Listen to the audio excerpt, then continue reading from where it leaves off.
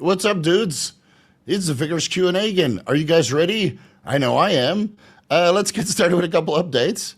Last week or this week we had the lifestyle dropping about training because it seems that a lot of guys simply don't do their fasted cardio or their training correctly and needed a reminder. So you're welcome. The next lifestyle video about nutrition will drop on next Monday, so stay tuned for that. We had a Muscle Nomads podcast with Aaron Burke. That was a lot of fun. We'll do one more before we go to Las Vegas, so stay tuned for another one dropping, let's say, maybe 2.5 weeks from now. Yeah, I think we'll do it the last weekend before we leave so we can do some follow-up Olympia predictions. And I wanted to record the Mirabicron deep dive today, but it started raining at 6 o'clock, so I went to the gym instead. I experimented with Mirabicron solo. I experimented with Clenbuterol solo. So I went from Mirabicron to Clenbuterol to Albuterol, and then I did a couple days Clen and Mirabicron together, and Albuterol and Mirabicron together. And, well, we have some new stacking potential there. But stay tuned for the deep dive. I'll try to record it on Monday unless it's raining. Unfortunately, it's been raining a lot here in Thailand.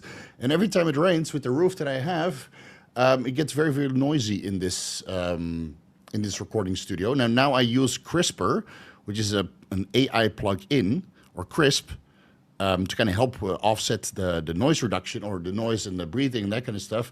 But I want the best possible audio quality for when I record those videos. So if it rains, no bueno, I will not record. So fingers crossed next week it will not rain as much as it did last week. All right. Now, the title of the video is Bathmate and DHT Cream Experiment, because Bathmate sent me one of their Bathmates. So let me show you guys. And I never thought I would do this, but here we are. So here's what they send you. They got a nice, well, stealthy bag. No branding, no nothing. So this could be anything. Could be a massage gun or a foam roller, but it's actually a Bathmate. You get a towel that is branded, Bathmate. Throw that there. And then, well, the prime prize, this thing. Oh, already got hit in the face by it. I used it twice already. Interesting, to say the least. Long story short, this goes around your neck so you can hold it in place. This goes on top. Now you put it in here. You fill it with water. You stick your junk in erect. You pump the water out. Get some ASMR there, right? But imagine if it's water. Take that thing off. And then you let it sit for 15 minutes, engorging the penis even more than before. And then you would simply drain it and go about your business. But I want to run an experiment. Actually, I also sent you this.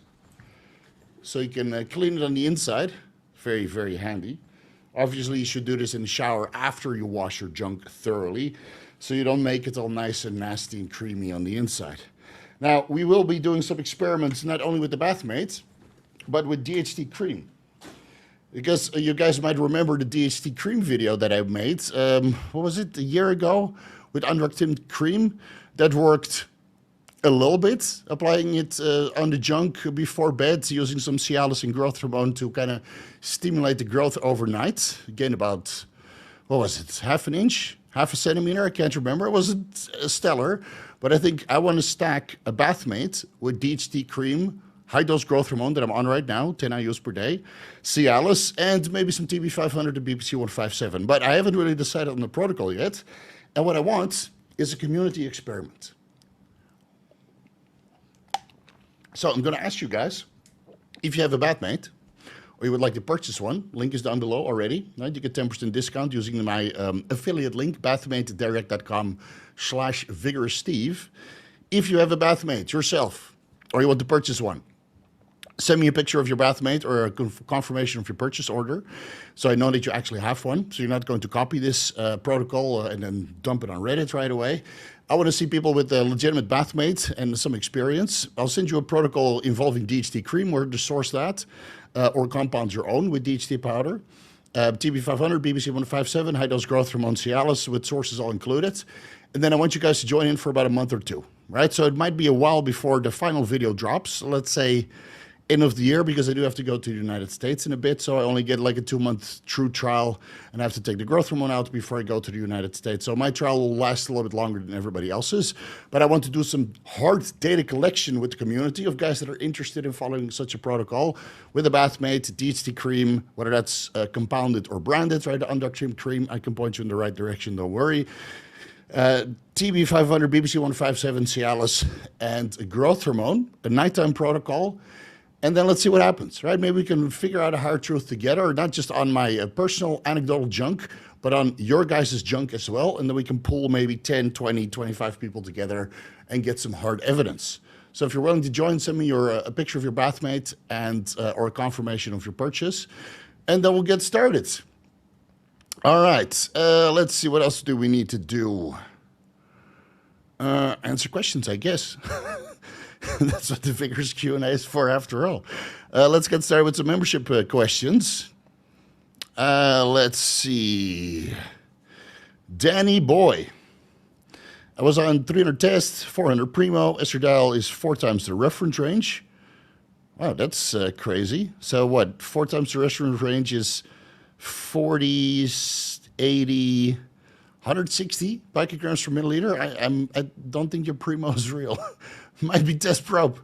Added in aromacin, 25 milligrams 3 times a week next cycle. Should I do 250 milligrams test, 500 Primo, 200 Masteron to control estradiol, or try 250 test, 500 Primo, and add aromacin if needed?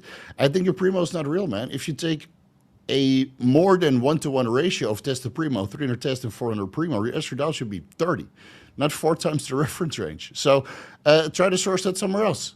And then do the exact same cycle, because that should give you normal estrogen levels, right? Some people don't respond well to Masteron, where serum estradiol levels are unbudged, even though in my case, Masteron drops serum estradiol quite low. That's why I'm using HGH on my cycle to keep estradiol somewhat in range while I take low dose TRT of testosterone, and the rest is being produced in my testicles, so that cannot be inhibited by the Masteron because Masteron is not entering the testicles at 300 milligrams per week. So in your case, dude, if you can't source legit Primo, just run 1,000 milligrams a test and 25 milligrams aromacin 5 times per week, and keep doing your blood work to see if you need to manipulate that up and down. Because 200 Masteron, I mean, on 1,000 tests or 300 tests, might not get the job done. Maurice, what percentage of your income is from YouTube ad revenue, affiliate links, ebooks, consult? Yeah, fuck you, dude. That's none of your business. Percentage. You know what? I'm still gonna give it to you. Let me see. YouTube ad revenue is based on the average, and I have to. I shouldn't even tell you that, but I'm still going to tell you. Come on. First time I type something in, it says cannot divide by 0. Why is Nimlock not on?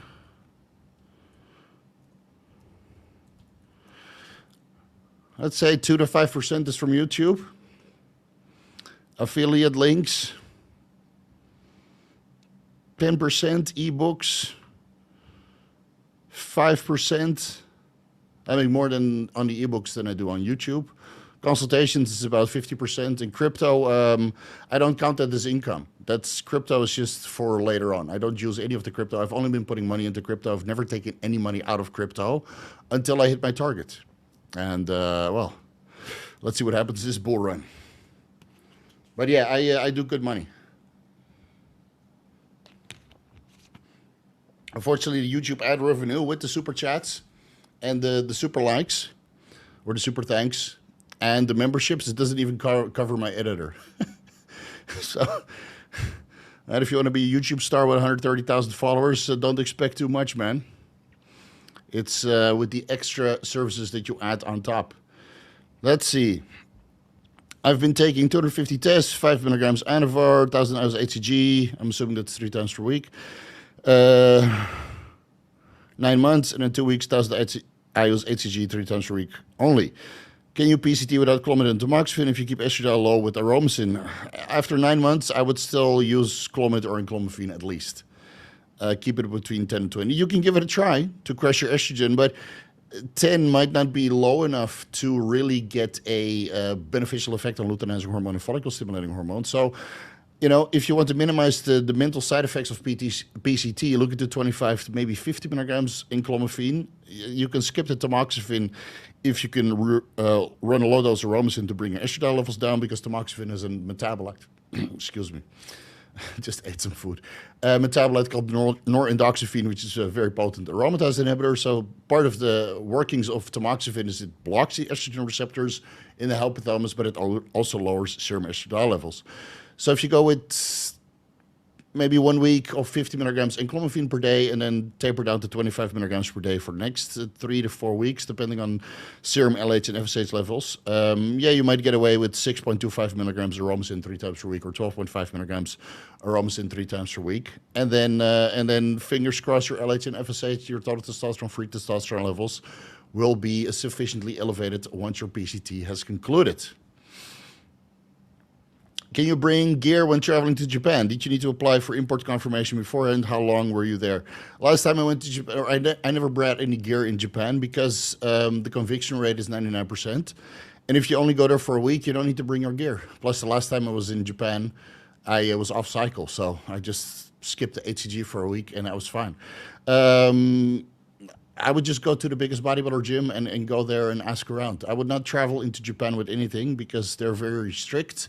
And if you get caught there, then you're fucked. So whether that's with performance-enhancing drugs or recreational drugs, don't travel with that stuff. Just source it locally in the gyms. I'm sure many people would be happy to hook you up if you have the cannons. Right? But if you're small, like I could walk into a gym in Japan, make friends, and get gear, I'm sure. But if you're small, if you're a tiny tit, if you don't look like a bodybuilder or look like you work out or you look trustworthy, you're going to have a hard time because not everybody's willing to open up right away. Steve, how long past the expiration date do you think the testosterone cypionate remains potent? Many months or even years? Years. It's not a big deal. Even if it's an unopened vial, any ideas to extend the shelf life? Keep it in a cold, dark, temperature-stable place. I have Anadrol that's expired now for 5 to 7 years, and I still take it occasionally on leg day. Still works like a charm. Carlos H., do you think a 24-hour water fast once per week in addition to daily fasted cardio would significantly slow down gains as a natty? No, I don't think so. But I don't see a reason to do it unless you're in the off-season really bulking hard. And on Saturday or Sunday you go to town on the hotel buffet that you're literally sick from all the food that you ate. And then you need to purge the next day. Or with the benefits outweigh the slightly lower gains. Dude, if you're natty, you just got to eat every day, man. I mean, like, protein synthesis is significantly increased when you take growth hormone, steroids, performance-enhancing drugs in general. And then if you do a fast, you have anti-catabolic effects. But as soon as you start eating protein when you're a natty, those anti-catabolic effects are not there. So you're going to be catabolic. So I wouldn't do it. I never did it, but I never fasted when I was natty. Well, maybe I fasted going to the raves, because you can't eat because you're taking too much MDMA and you're dancing the whole time. So I would lose like 5 kilos over the weekend. And then you try to eat, I don't know, some sandwich or something, but it's so dry. You got cotton mouth, and I got cotton mouth right now. I didn't take MDMA. It's a fucking shit blowing in my face. It's hot in here. So where was I? Oh yeah, cotton mouth. So you dance the night away, you don't eat, and then you drop 5 kilos, but that was not very conducive to my gains. So that was the only fasting that I did. So it was kind of forced, from the party lifestyle. But if I were a hardcore bodybuilder, drug-free, and I wasn't partying, then I would not fast. Natty, obviously. But now I do fast after holidays for maybe 3 to 5 days, and then a mandatory 5.5 day fast every 3 months. Yeah, but maybe talk to some of the natty educators out there. They might have a different opinion. It's been a long-ass time since I was natty. Is there a way to get rid of stretch marks? I have a video on this. Short answer is no, but you can prevent them. Dude, I made this literally a year ago on the day. On September 22nd, 2023, I released a video called The Cure for Stretch Marks on Steroids. So long story short, you can prevent them from getting any worse. Surgery can remove them. It's a laser surgery to kind of remove the redness. Yeah, once you have them, I don't know, it's kind of hard. I still have stretch marks here, in between my legs, on my lats, and it's just, comes with the territory. I hate pitting my glutes because I have a ton of stretch marks on them. I got them when I was a noob and dirty bulking. Okay, so don't dirty bulk, but keep pitting your glutes because that's the best way to put it, or the best place to put it. If only look at the lipids, which would be the hardest on them? 20 milligrams Inofor or 20 milligrams Winstrol every day? Winstrol for sure. Yeah, Winstrol is the hardest on your lipids out of any steroids milligram for milligram, or oral steroids milligram for milligram. The Brad, or D-Brad. Hey, my fasting glucose is low, 4.3 nanomoles per liter. Earlier this year, on June 2nd, it was 5.3. I want my A1C lower. It's been around 5.6 the entire year. How do I do this? Lower your caloric intake coming from carbohydrates and do more activity. So you have less glucose in the blood. And over time, your hemoglobin A1C comes down. It's not rocket science. You just got to diet and eat better. When is a resting heart rate too low? If it's 50 beats per minute but dips into the 40s during rest, blood pressure is 95 to 55 with the addition of methylene blue. It's made cardio or breeze difficult to get my heart rate above 170 beats per minute now. Well, 170 beats per minute is a bit crazy. I would do a steady state at 135, 130 maybe. Blood pressure is very low, indeed. So maybe your sodium intake is not enough. You have to look into what you're taking. I mean, if you're taking a beta blocker like Nebivolol, then yes, your resting heart rate will be 40, 45, 50 maybe, and blood pressure this low. So I would need to know the full story, but if you want to increase your blood pressure, add more sodium in. It increases blood volume. Not that your blood pressure is going to be deleteriously high, but it should keep more water in the bloodstream and thus allows you to have a better blood pressure than this, because this is quite low, I would say. All right, couple member questions. Biscup asks, hey Steve, not a question, and thus a bit longer of a comment. In reference to the methylene blue, 2 weeks ago, the Barian told you about his positive methylene blue experience with his nerve issue. I talked to him in the comments, and I also have a serious nerve problem. After which I decided to speed up my methylene blue starts. My issue is similar in symptoms to carpal tunnel, but the cause is different. It seems to be nerve inflammation, caused likely by an impingement in the neck, shoulder, elbow. And it's very common with lifters. And then it kind of radiates, and you can't even lift, and your tricep disappears over time. I mean, it happened to Dennis Wolf, and it happened to Lee Priest. After taking methylene blue, the symptoms went down from about 85 to 90% serious, couldn't work or wash the dishes. Well, we got wives for that, right? Or the dishwasher. To about 5 to 10% slightly noticeable. Insane difference. This also makes me think that you're not having carpal tunnel right now on high GH while you're taking methylene blue. It would be useful if you mentioned something about it in the Q&A, which we're doing right now. I'm giving you a whole 10 minutes on this subject. So we might get more people to test it for nerve issues. 2 cases interesting, but would definitely suggest there's something here. Okay, so again, I haven't started with the methylene blue deep dive yet because I just finished the Mirabic run and I'm slowly transitioning into the methylene blue. So this is on my to-do list, like the nitric oxide synthase and MOE, I forget how to pronounce this, MOE inhibition, right? All these things I will add into the methylene blue deep dive, but since there's 230,000 studies, it's going to take some time.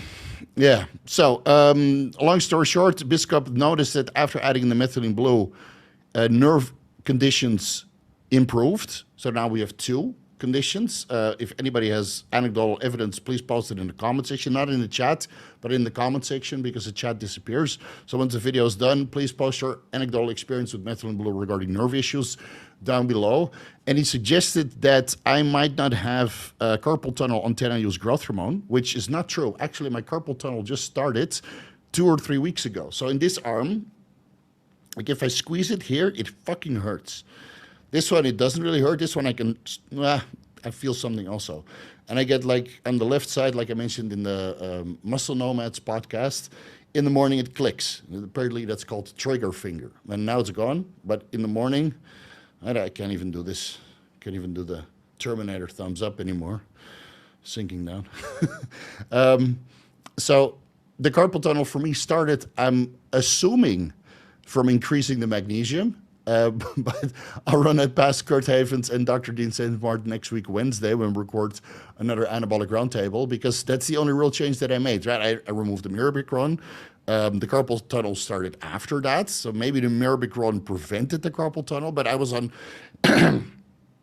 I was on 10 use of growth hormone for a while before I added in the mirabegron. And I was on 10 use growth hormone for a while before I added in the methylene blue.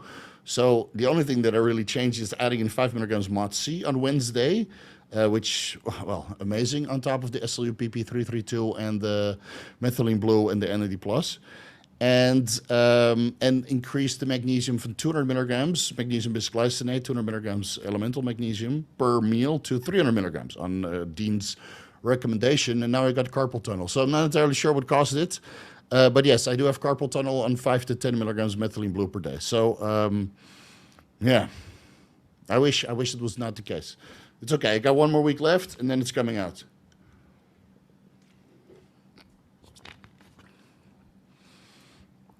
Let's see.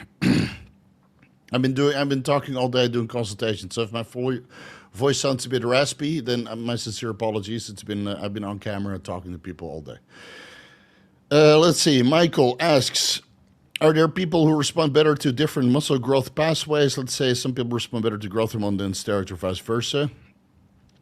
I know from my experience, not. It seems that women respond better to clenbuterol than men do. I mean, it has an anabolic pathway through the beta-2 adrenergic receptors, which we'll address in the mirabegron deep dive, because mirabegron has no anabolic properties, but clenbuterol and albuterol does, or do. So combining albuterol with mirabegron, that might be next level stacking. Clenbuterol and mirabegron, I wouldn't recommend. Palpitations galore, even at lower dosages. So I would say that besides the clenbuterol between men and women respond better to clenbuterol than men regarding anabolism and overall muscle retention. That it's a step-by-step process. You add in the steroids first, because without the steroids, the growth hormone are not that anabolic. I mean, look at age patients or kids. Of course, kids grow in height, but they don't look very anabolic regarding their skeletal muscle tissue. And the age patients at 89 use growth hormone per day don't look like bodybuilders. So I think you need growth hormone with steroids and hypertrophy training. And of course, the steroids come closely after the hypertrophy training, because otherwise, why would you take them? So you do the training first, then the steroids, then the growth hormone, and then the other anabolic pathways like IGF-1, insulin, clenbuterol through the beta-2 adrenergic receptors. And then it's androgen receptor content upregulation with Cialis, carnitine, under steroids, etc. So, yeah, and mitochondrial health, and then everything gets upregulated too, and then you feel really, really good and energetic. So no, but yeah, everybody responds differently, but I would still do step by step. So I've never met anybody that got a good response of growth hormone alone, but I've seen plenty of guys get phenomenal response of steroids alone, and then when they add in the growth hormone, they really blow up. But it's individual, man. So leverage all the pathways and maximize your gains. Watch the nutritional video so you cook your own meals. Biscup asks, how fast would you expect testosterone levels to change after dose adjustments of daily injections? Did blood work last week, 2 different labs. One lab showed, let's say, 98 nanomoles per liter, and the other one 52 nanomoles per liter. Waiting for answers about the assays used. There could be a difference in liquid chromatography, tandem mass spectrometry, or electrochemiluminescence, for example, or chemiluminescence immunoassay. So it could be a difference in the labs, and sometimes it's just the testing parameters, So that's why I always check my levels at the same labs, always the day after injection. But when you do daily subcutaneous microadministrations, it's always the day after the injection. So, I would ask for some clarification, but there could be a big discrepancy in labs. I mean, I had a guy in Dubai just recently. He did the exact same protocol, and then he went to a new lab, and his levels were like 800 nanograms per deciliter, which is like top of the reference range in an animal range. It's 30 or something, give or take. And I was like, what the fuck? Is your test fake? Did you change your brands? Did you forget injections? What's going on? He's like, no, it's the same. I said, go back to the previous lab. And then he was over 1,500 nanograms per deciliter again. So there's a difference between labs, man. Sometimes they don't expect your levels to be too high, and they just throw a couple numbers on paper and said, well, I'll let them figure it out, when they're just lying, So stick with the ones that are really good, and that give you the results that you expect. Hyperborean Engineer asks, long cognitive intense Days at work have me hungrier than physical activity. Is my brain burning calories, or is this something like stress? No, you're just bored. You're just bored, dude. You're just bored. I get bored in the evening too. That's why I'd rather build Lego sets instead of watching YouTube, because when I build Lego sets, I don't get hungry at all. And when I watch YouTube, I want to eat. So, and both are not very cognitively intense. But I think cognition just, if you do a lot of work, you just sit there and it might make you hungry. That has nothing to do with calories. It's just because you're sitting still and you want to munch something. So it's with movies and sitting, doing work. Benja Heights asks, during growth hormone in conjunction with metformin is a waste, my IGF-1 levels be lower a lot. No, it's not a waste, but it's you don't get the max benefits. I don't like metformin. I talked about this many times. I'm not a fan of metformin. I think you should only use it after cheat meals once a week. If the cheat meals warrant the use of metformin because they were very sugary. So no, I would just run growth hormone and let your IGF-1 levels go sky high. What if you skip SERMs for PCT and just go and being on cycle with HCG? I'm worried about the clotting risk. For how much longer will it take without a SERM to PCT? If you don't use don't use a SERM for PCT, then it might take 4 to 6 months to recover.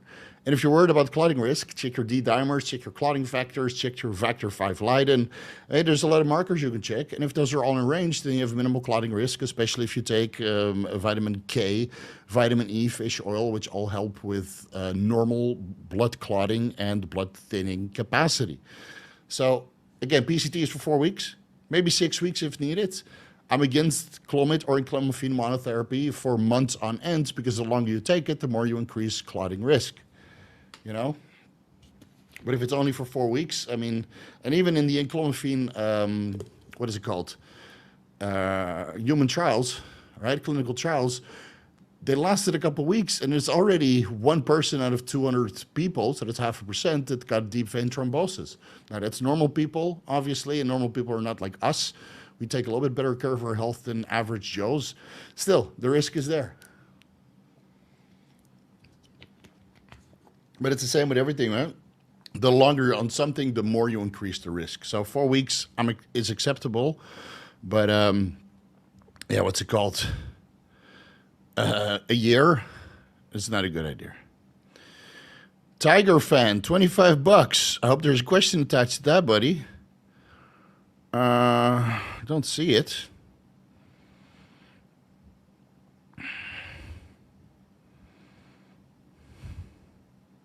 Ah, here we go.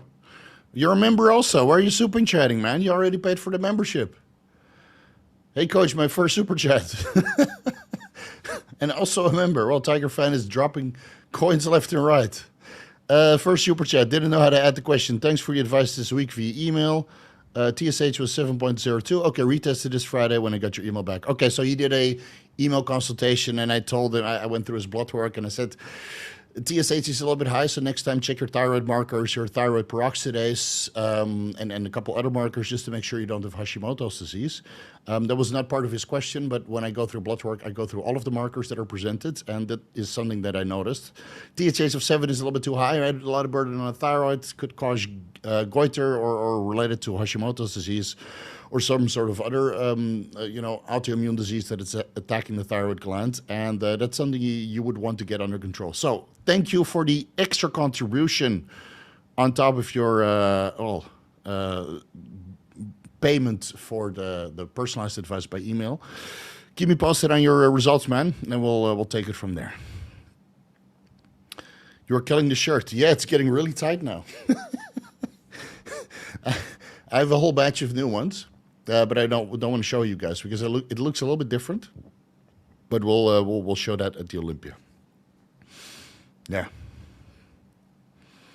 Okay, so TSH is now 3.8, total of 70, free 1.2, offer test tuner Primo 70 anniversary cycle. Jason. Okay, so TSH is now normal in range. Okay, so that was a one-off. That's good to see.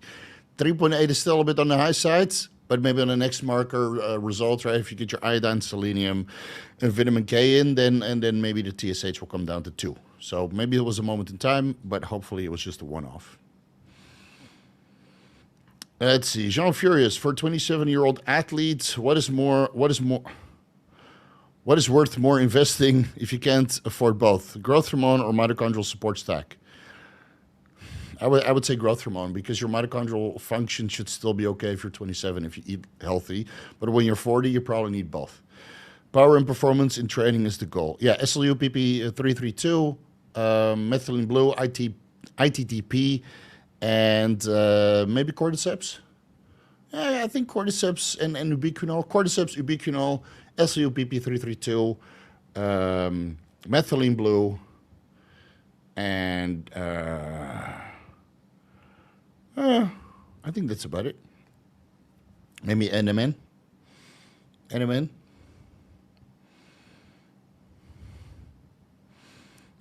We have to share dick pics at the end of the protocol. No, so we're going to do outlines. So you just get a piece of paper. You get a hard-on. You squash your dick on a piece of paper. You draw an outline. And then every week you draw another outline, another outline, another outline. You don't have to color it in like with rainbow colors. Don't do that. If you send me that, you're bound for life. You just draw the outline, right? And then hopefully I don't get outlines with a little abrasion. It's like, what the fuck is that? You get some sort of fucking mole in your junk.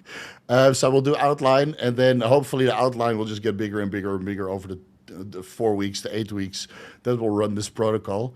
Yeah, and then I'll measure all of that. So ideally we do that on, it's good that you mentioned it. Ideally we do that on paper that has centimeter paper, right? That you would normally use for school. Remember school? We had that centimeter paper to write in the graphs based on the millimeters, and right, so you don't have to measure everything. So yeah, let's do it on that. I'll find an Amazon link for that too. Kratos, the biggest guy in the chat. Last 3 weeks, I've had very dry fingertips and some are cracking. Blood sugar is in check. Take a lot of supplements. Might be doing something. Slightly lotion has helped a lot. Could be the weather. Could be some sort of fungus that you caught. I got that one time too from the gym, and then everything was cracked and my hands started flaking. It's like, what the fuck is this? Right, and then it turned out to be some sort of fungi. So you use some sort of cream, anti-fungi cream at night. And then it goes away in a couple of days. So, I don't know, maybe getting diagnosed. But if your estrogen is low, you're on Accutane, that could be the cause. But I don't think it has anything to do with your blood sugar. People with diabetes usually get black fingertips and then they fall off. So it could be the weather, could be some fungus, could be low estrogen, could be Accutane. What could it be? You're not fingering enough. I mean, if you want nice, you know, if you want nice fingers, you got to stick them where it's moist.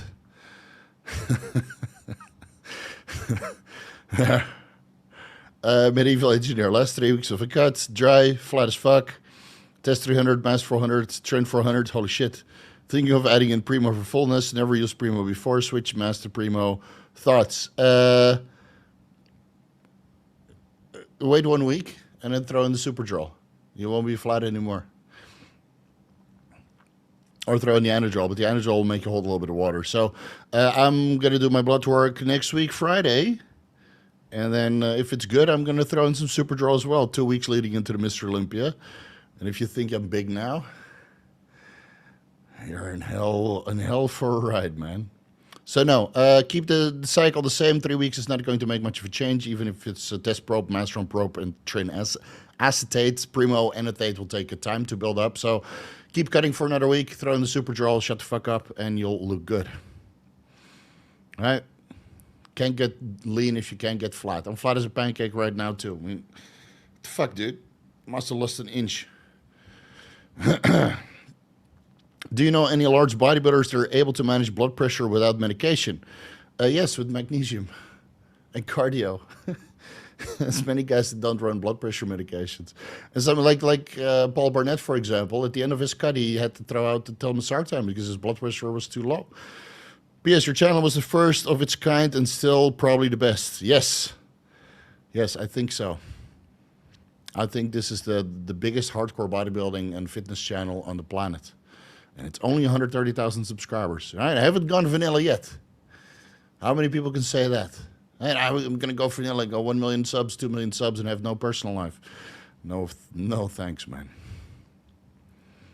No thanks. Today I got stopped 4 times at the gym. That's enough.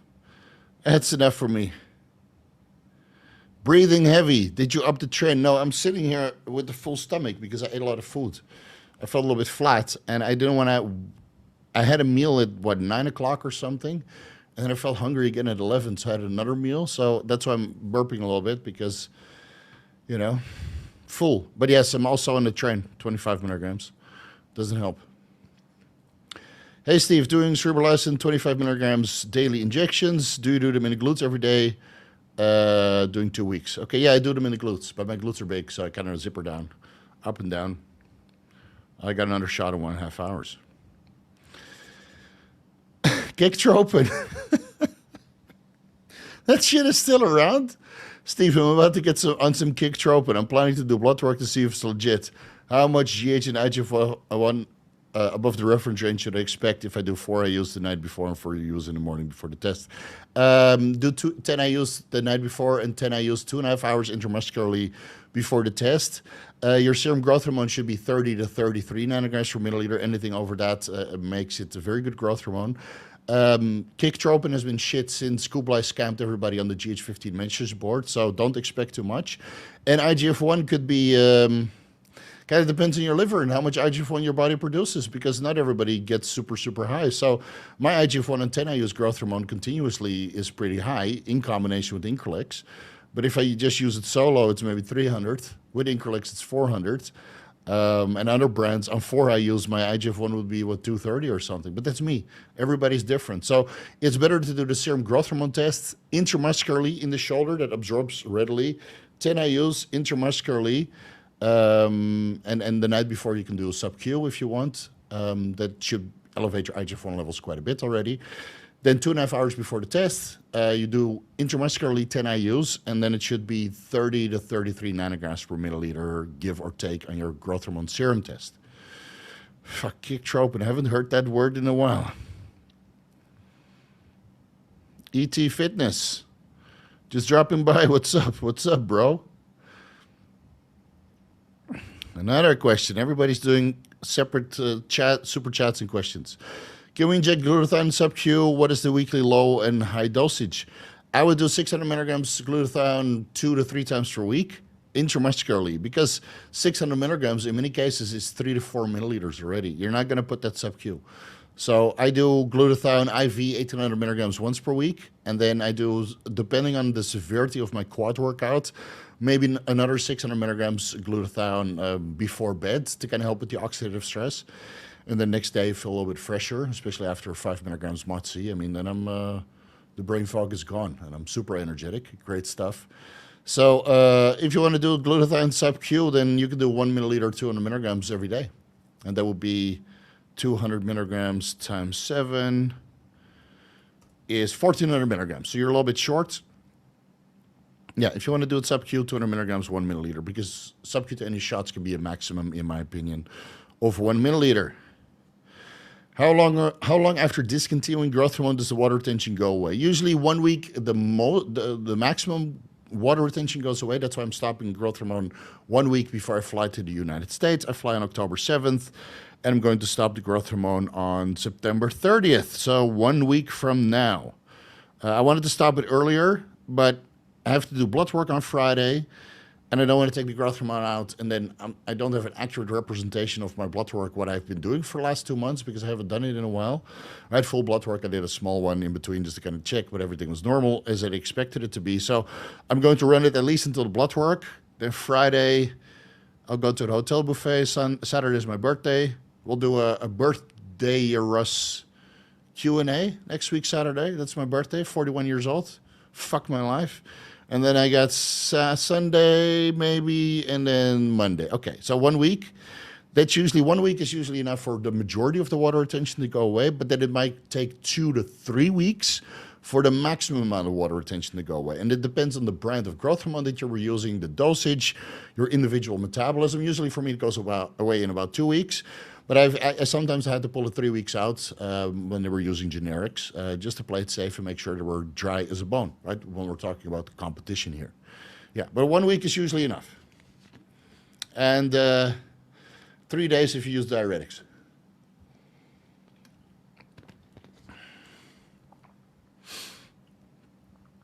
Octavian. Any chance of a video of Minoxidil, how to fix steroidogenesis? I already made a video about steroidogenesis, but I'm not going to do a deep dive on Minoxidil because I don't use that. And I only use, make deep dives on compounds that I use, unlike some other educators. And they keep talking like this compound does this compound does that, but they have no personal experience. So, and I don't want to use Minoxidil, I don't give a shit. Should I do a Movember? Movember? Fuck, man, 30 days. People always think that this is tattooed, even though you can clearly hear. You hear that? That's real hair. Yeah, we should stop shaving and trimming for a month in November and look like Jeffrey Verity Schofield after a month, like a thick beard, curly hair, Neanderthal look. Good stuff. Planning to go for a month of HGH monotherapy. obesity is a bit difficult due to detection times. Would your godlike over-the-counter stack for testosterone alongside the HGH help after any shutdown prevention and recovery? Yes, it should be, but you're still shut down. So the HGH will produce testosterone intertesticularly and raise levels. And then most of the supplements in the over-the-counter supplement stack, let me link you down below. Testosterone supplements should help with that. I'm not sure how much the Fedosia agressus and the Tonkat Ali is going to help alongside HGH monotherapy, but the vitamin E, the vitamin C, the taurine, the selenium, the carnitine, right, all that stuff is certainly going to help. I was on most of that stuff when I was off cycle, running 1,000 IUs HGH 3 times per week, and my testosterone levels were 900 nanograms per deciliter. Yeah, not too bad. Not great, but not too bad. First cycle was 450 tests, 150 Primo, 75 IUs HGH per week. I'm assuming 40 milligrams Aromacin per week. What ratio of test Primo EQ would you suggest for second cycle to control estradiol better? Had back acne, hairline was okay, but it's prone. Okay, so what was your estrogen level on this cycle? I mean, how can I make a suggestion if you don't know your estrogen level? Go do some blood work. You know? I don't know, dude. If you say 150 tests, 150 Primo, and HGH and Aromacin, your estrogen might still be too high because with 250 IUs HGH, you produce estrogen in the testicles directly. 450 milligrams of testosterone is going to convert into estrogen quite heavily. 150 Primo is not enough to control that unless you're fucking lean. And 40 milligrams Aromacin, 20 milligrams might be enough to reduce the conversion of the testosterone into estrogen alongside the primobolan, but then you still have to deal with the HCG. So based on most of the blood work I've seen for guys between 8 to 12% body fat, 15% maybe, your estrogen would have been 50. And then for your next cycle, you would do 300 tests, 300 Primo. No. Yeah. 300 tests, 300 Primo, 750 IUs HCG, and no Aromacin. Do your blood work on that, and then I don't think you need EQ. I mean, I think EQ is fucking overrated. Primo is underrated. You know? Or you do 300 tests, 300 EQ if you want to save some money. James B, about to take the plunge. Thoughts on testosterone plus Tren as a first cycle? I made a first cycle video about that. I think it's a great combination. Does Tren have any AI properties? No, not that I'm aware of, but it can make you cramp because it inhibits aldosterone synthesis. Or do I need to look into an aromatase inhibitor? Yes, you need to look into an aromatase inhibitor, especially for your first cycle, because testosterone will aromatase heavily. So, do your blood work before. Start with 250 tests. Add in Aromacin, 25 milligrams or maybe 36.7 milligrams per week. And then throw in the Tren week, 4 weeks into it after you do blood work on tests and an aromatase inhibitor to see where your estradiol is at. Because Tren is not going to lower your estrogen levels, but it might make you cramp.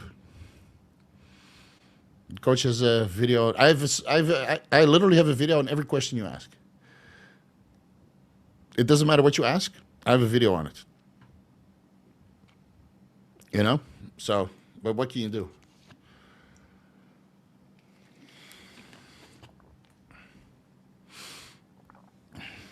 I mean, what is the control rate of deep vein thrombosis in gym pop? I have no idea. I have no idea. Just to say thanks, coach. My pleasure, buddy. James Koch. Is Tesamorelin anything special for visceral fat loss or just stick with growth hormone? Just stick with growth hormone. Down 56 pounds, but I have a beer gut, maybe insulin resistance. I don't know. I would need to see your HOMA score, your hemoglobin A1C, your fasting insulin levels, etc., etc., etc. Tesamorelin might lower visceral fat because it's been studied in this context, and the other growth hormone secretagogues I don't think have been studied, but to be fair, I haven't really dived into the growth hormone secretagogues because I'm a fucking man, and real men take growth hormone. And I take 10 IU's growth hormone per day. Good luck trying to get my levels of growth hormone in serum with the growth hormone secretagogue. and dude, growth hormone secretagogues are so expensive, man. You spend more money on growth hormone secretagogues for an equivalent of 2 IU's growth hormone, when in reality, even good generics is cheaper. So I mentioned this in the growth hormone secretagogue cheat sheet. Where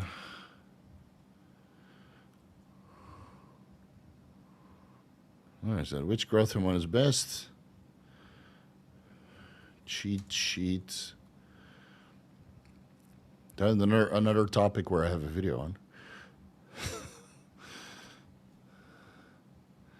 It's all right. Just place ads every 2 minutes. Get my money's worth. So yeah, just go with growth hormone. But if you have visceral fat, you gotta starve it off by proper dieting. Doesn't matter what kind of drug you take. Maybe SLUPP332 can help you with the visceral fat. Uncle Steve, do you have any issues with me adding high Fodmap veggies being 101 omega-3 to 6? I mean, if you don't fart, go for it. Asparagus helps me poop, but can't get calories high enough without being 1-to-1. So, 1-to-1 ratio of omega-3s to 6s, okay, it's better to have 2-to-1 ratio, but it's hard, I understand. But if you're focusing on the omega-3s, then at least it's better than nothing. So, dude, if it works for you, it works for you. I mentioned this in the lifestyle nutrition video, which will drop next Monday. If it works, it works. And if it doesn't work, you need to make some adjustments.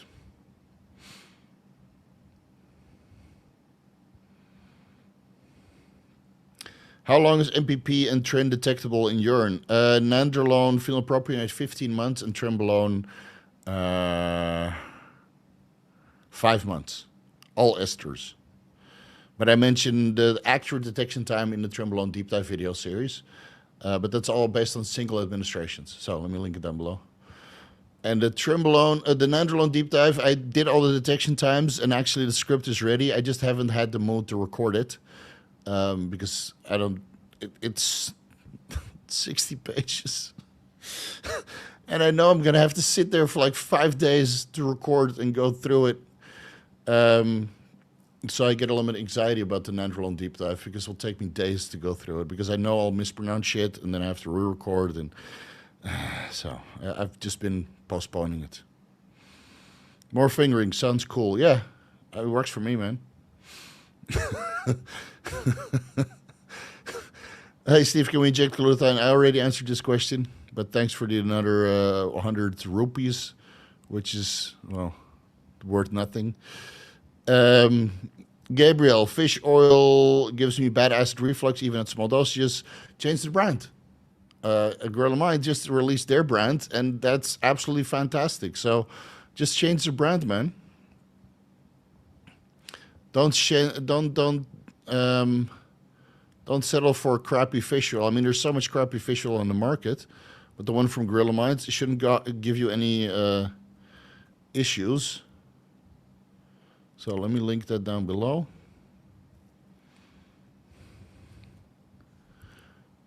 Omega-3 elixir.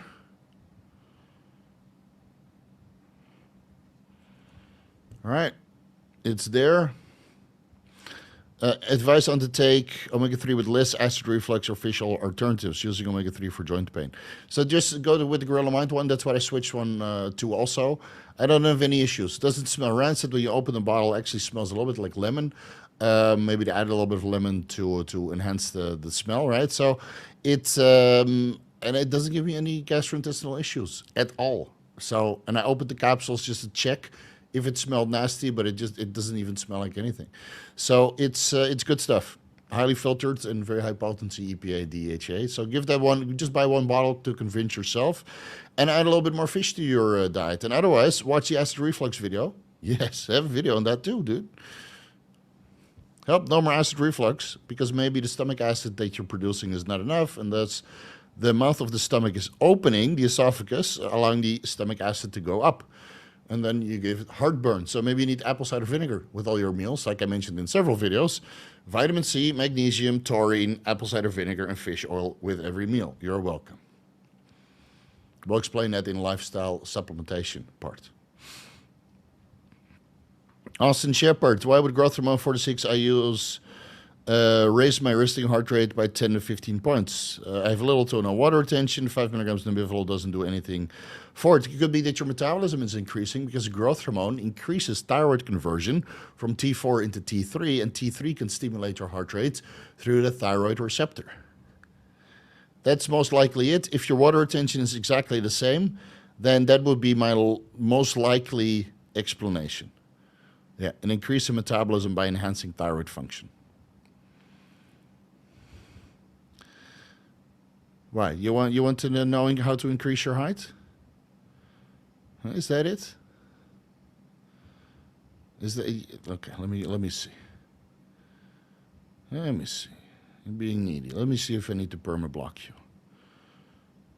Can you get voice surgery? Yeah, you're a kid. Ban user. And it's always some guy that just keeps spamming. Goodbye. Go play in traffic. We don't need you here. All right, where are we? $100. Jesus Christ, bro. Look at that color. Ryan Meyer donated $100, so we should donate that so I didn't have to pay 40% to YouTube. Oh, $40 gone. Shit. Male pattern baldness, 5-alpha reductase, and use the steroids that will be blocked from reducing, or use steroids that are mild on the hairline and use topical androgen receptor blockers on the scalp. Last option. What can I use and how should I approach? I have folliculitis and I would like to keep my hair. Okay, so you're asking the wrong person, honestly, because I'm not that experienced with hair loss, but I'm still going to try it for $100. I'd spin for $100, right? Most guys get good results with testosterone, maybe nandrolone on top of that. Those are the only two hair-safe steroids, where nandrolone is more hair-safe than testosterone is. I tried to look for this study that Tyan Clark quoted that testosterone decanoate is hair-safe. Couldn't find it anywhere. So take that with a grain of salt. Maybe it's in his Facebook group. I don't know, but I have very little faith because testosterone decanoate still converts into dihydrotestosterone. Now, you can block dihydrotestosterone or testosterone on the androgen receptor using,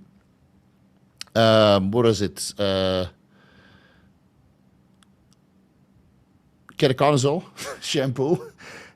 And then, so you use a 5% formula, maybe 3 times per week, not every single day, and certainly not twice per day because it will go systemic.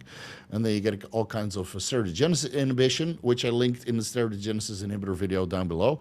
And then you use a 0.5% dutasteride mixed into ketoconazole shampoo to block the isoforms of the 5-alpha reductase enzyme to prevent DHT conversion. So you prevent the conversion of testosterone into dihydrotestosterone locally in the scalp, not systemically, not to the point it kills your libido, kills your dick, kills your cognition, reduces allopregnanolone levels, etc., but just locally. So it's 0.5%.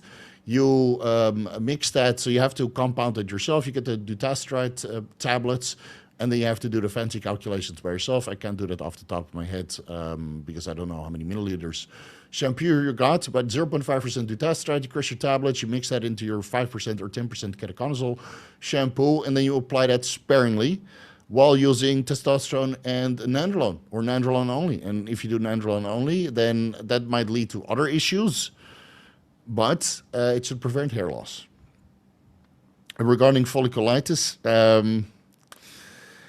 I'm not too familiar with that as well. So I hope you got your money's worth. Probably not. My sincere apologies, but I'm not a hair loss expert. Is beta-cysterol, saw palmetto, TUDCA, milk twistle, nag, grapeseed oil, hawthorn berry, astragalus root, a good health stack on PEDs, or any of these redundant? I never heard about beta-cysterol. Saw palmetto might be good to reduce DHT levels, but might not be sufficient. TUDCA, absolutely great. I run it every cycle, 250 milligrams to 1,000 milligrams, depending on how much of a cycle I'm on. And with oral steroids, I definitely run 1,000 milligrams TUDCA. Right now, I take 250 milligrams UDCA because it's locally available with every single meal. So that's 5 times 1,250 milligrams UDCA daily. Milk twistle, redundant, throw that away. NAC, 1,000 milligrams morning and evening, year round.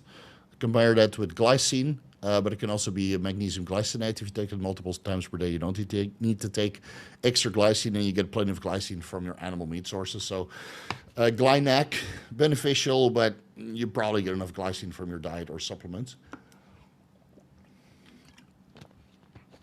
Grapeseed extract, I think is redundant if you already take a good amount of astragalus root extract, same as hawthorn berry. So you can boil it down to TUDCA, NAC, and grapeseed oil. But stay tuned for the lifestyle supplementation deep dive. That will drop probably next week. Rock Humper, we are the same birthday brother, same age as well. Oh, holy shit. I expect you in the birthdayerus Q&A next week. We'll do some drinking. Yeah. Ben Chow. Great comments yesterday on the live stream. Tell Fouad Abiad to upgrade to StreamYard so it looks a little bit more professional. That 720p Zoom conference call. You got to get with the times, man. Any thoughts, experience in Cytadren during the final stages of a contest, prep, peak, or diet? No, so I never found Cytadren anywhere, but it's an androgen receptor, or it's an aromatase inhibitor and a diuretic at the same time. I never really looked into it because I could never find it. So I know I mentioned it here and there, but Ben, I would not experiment with Cytadren on your clients competing at the Mr. Olympia because it's a bit tricky. But I'll be there on the 6th. So if you need to run something past me, or the 7th, October 7th, I'll be there. So if you need some assistance, I'll be going through the hotel rooms of other competitors. So might as well. Might as well. But no, man, I would not experiment with Cytadren at this point in preps. Injectable Lasix works well, but you need to know all the variables. You guys are all with Merrick Health now, right? So get these guys to do their serum electrolytes and the urinary electrolytes and see what the difference is. Let's see. Would love to see a caffeine deep dive from my favorite uncle. That's very low on the priority list, buddy. I'd like to see what the effects on cyclic adenosine monophosphate upregulation has, as well as the effects on estrogen and dopamine. Yeah, I don't think it's ever going to happen. It's very low. Ask. What is it? Nutrition. What is it called? There's a couple of YouTube channels that focus purely on the supplements. Ask those guys. I focus on the drugs. I'm not going to spend 4 weeks of researching on caffeine for 0 views. Black Cowboy Boogie. Hey, Steve. I use 2 IUs growth hormone in the morning before doing fasted cardio, only 2 times per week, and 2 IUs before bed every day for increased lipolysis. If I use 4 IUs per day, should I take 2 in the morning, 2 at night? Even when I don't do fasted cardio in the morning, should I do all 4 before bed if I don't do fasted cardio? Yeah, so if you do activity, split it up, and otherwise you take it all before bed. I take it all before bed. Any experience with RU486 to block progesterone in men running nandrolone 90 Norse? No, never used that. You'd really like to reinvent the wheel, man. I think you need to go to Alex Keuchel. Not here, because the questions that you ask every week are just... Sorry, James, but just use fucking steroids, man. Fuck. You want to do a transdermal patch? No. You want to do this? No. Go ask Alex Keukel, man. You two go reinvent the wheel together. And then claim that you, both of you, that you can cure all kinds of medical conditions on Instagram. Ryan Meyer, plenty of videos on hair loss too, but the interactions between everything have me twisted. Side effects potential on all sides. 5ARs, recurse, chem, androgen blockers, and then hair loss from steroids. Yeah, it's very confusing, but in the steroidogenesis video, I explained quite a lot of the drug interactions between ketoconazole and your steroidogenesis, same as minoxidil or 5-alpha-reductase inhibitors, and then you realize that they inhibit multiple steps of steroidogenesis, so you shouldn't even use them when you're drug-free. But then, of course, you need to use them at higher dosages when you are taking steroids. And, yeah, so it gets very confusing. So, dude, I would just go fucking bald. But if you really care about your hair, don't use steroids. Don't use steroids because it just makes everything very, very complicated. And again, I'm not too familiar with hair loss. I mean, I've been rocking this for a long time, so I don't know why people ask me about hair loss. Right? You can try your luck.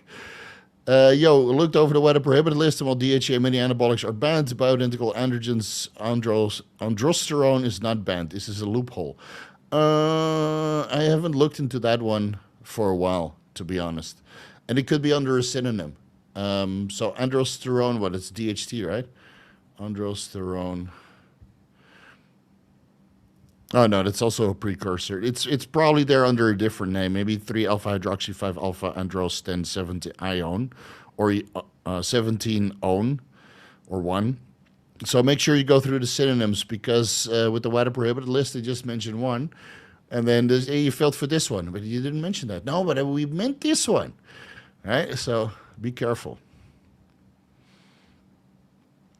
If running testosterone propionate, can you up the dose from 210 to 350 milligrams with everyday administrations, or do we need to titrate up? So you want to, yeah, you can just go from one day to the next. Right? It takes some time for serum levels to increase, maybe 2 weeks, and then to really peak out. And then you have 2 weeks to kind of adapt.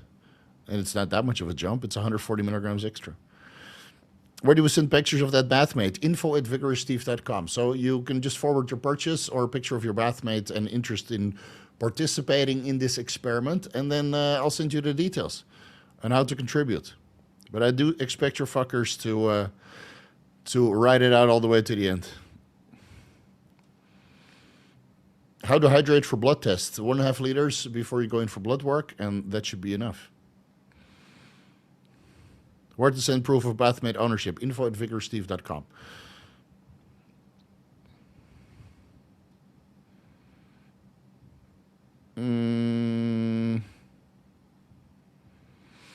Remember when you told me to add 2,000 milligrams calcium deglucarate and casein to lower bilirubin? When should I test it again? I think you can test that maybe 1 to 2 weeks after adding that in. That should be enough to prevent the conjugated bilirubin from being recycled, like the glucuronidate from being metabolized off. Yeah, I think about 2 weeks. Can you recommend Anabolics Anonymous smack spray? Yes, I used it myself. Great stuff. But I prefer you guys not to do source checks here. Thanks, Steve. All right, my pleasure. Sorry that I can't really help with hair loss stuff, but if it was helpful, then I'll take the money.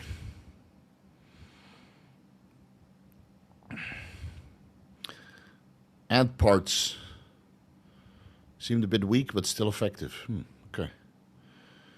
Well, Samax from the pharmacy obviously is always best. Ant parts, I'll be seeing you in 1 to 3 weeks. I'm going to clean out your liquor bar. All right. Does HGH monotherapy cause natural testosterone HPTA shutdown? No, natural testosterone will be elevated, but hypothalamic pituitary testicular axis functioning will shut down because high testosterone and high estrogen from the HCG will obviously reduce luteinizing hormone and follicle stimulating hormone and might drop that to zero. Can natural testosterone recover after stopping HCG? Yes, because natural testosterone has never been shut down, just the LH and FSH. So you're asking it wrong. You have to ask, will LH and FSH production recover after HCG monotherapy? And the answer is yes. And you might need a PCT. Yeah, you might need a PCT if you do HCG monotherapy for a year or two. Then you probably need a PCT. If you did it for 3 months, probably not. You just stop from one day to the next. Testosterone and estradiol levels will decline, and then over time, LH and FSH levels will pick up. But if you shut down LH and FSH production from the pituitary for a year or two or longer, then yeah, you need a PCT. And don't worry, I have videos about that too. Have you ever heard about peptide anti-obesity drug 9604? Thoughts? I used it at very high dosages, and it did not really induce that much fat loss. So it's I would spend the exact same money that you would on AOD 9604. Spend it on growth hormone, you probably get better fat loss. No question. Just thank you for all the information you put out. Much appreciated. Much appreciated. See you soon. We're gonna visit the laundry room and do some laundry on the liver. Higgs on 1250 milligrams testosterone, 650 EQ, 300 Tren, and blood pressure is always 120/65. Am I just lucky? No, yeah, maybe you're lucky, or maybe you're living the fucking lifestyle like everybody else should. No matter what I do or take, my red blood cell count and blood pressure is optimal. Maybe you were built for this shit. Maybe you can, walk away unscathed. So some guys they have good blood pressure, man. Like, I don't know what else you're doing, but whatever you're doing right now, it's clearly working. Right? If you're doing the daily fasted cardio, you get the magnesium with meals, you eat healthy, you do some saunas here and there. Maybe your gear's fake. No, I don't think so. But yeah, some people just like Aaron, for example. He can run whatever he wants, and nothing bad happens to his blood work, And if I ramp up the dose just beyond the gram, then, man, no, it's not a good idea. Not that I'm 40 years old. Yeah, I used to be able to run 2.5 grams of gear, no problem, but over a gram, no way, not. Have you heard anybody develop neuropathy from BBC 157, TB500, or growth hormone protocol? No, and I reviewed all of the literature on BBC 157, all 200 studies, and all 5 studies on TB500. I got no views, so I didn't research more on thymosin beta-4. Apparently, nobody gives a shit, but the BBC 157 video did very, very well.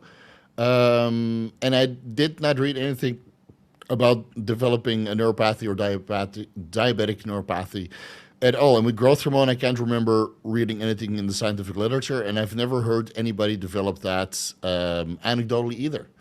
Maybe you need to look into methylene blue, like we discussed in the beginning of this video. Yeah. Maybe that can help. Yeah, we had 2 anecdotal reports earlier on in this video. You have to scroll through the timeline, where I go in one question quite a bit, because there were 2 guys that had, with nerve issues, appeared to be resolved from methylene blue at unknown dosages. Maybe it was 5 milligrams, maybe 10 milligrams per day. So,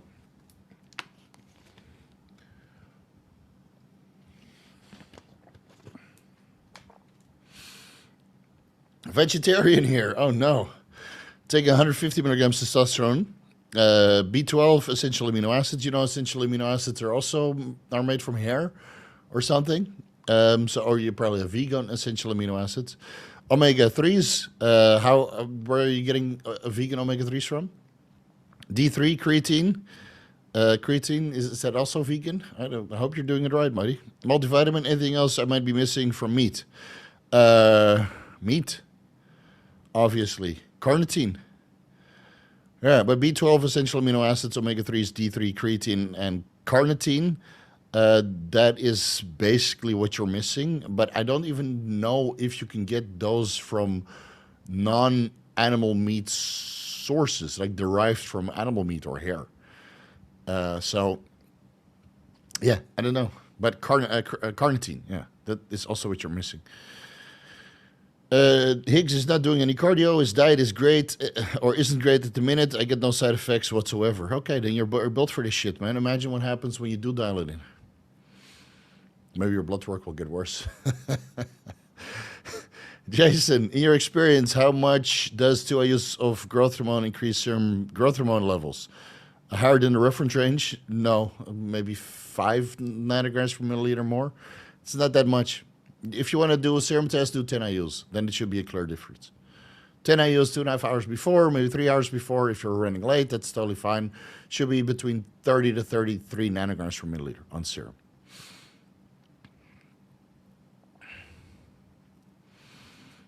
Used VPN payment finally works. Yeah, YouTube is a bit weird sometimes with the payments. So you got to VPN that bitch.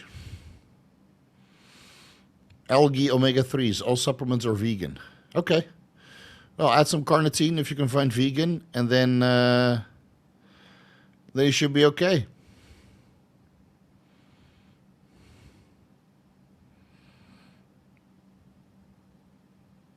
Taurine. Iron, yeah, but it's probably in the multivitamin. D-Brad, what would be the max everyday dose of methylene blue? I've heard guys running up to 100 milligrams per day, but it really lowers your hematocrit and red blood cell count. So I get great results, 5 milligrams on chest, shoulders, and back days. Today I did 5 milligrams. And then I recently ran it up to 10 milligrams on quad and hamstring day, which I split up. And that's pretty good. That's some pretty good shit. All right. 1. And didn't you just post this like 3 times before? Or am I mistaken? Or are you just deleting and then posting it again? Oh, here it is. 2.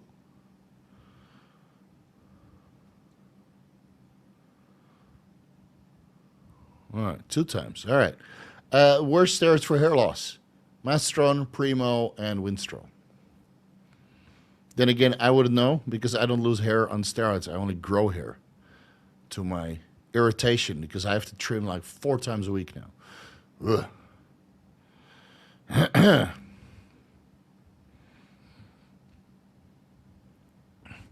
How would one go about dosing test suspension every day for a few weeks after coming off 250 milligrams testosterone propionate? What would be the equivalent dose? In the ester video, I got an exact breakdown. I got a video on that too, bro. Best steroid ester. Let me see. Where is the timeline?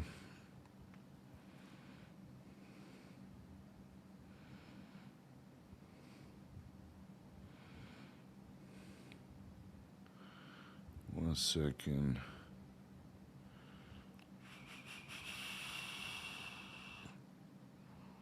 Should be a list in here somewhere.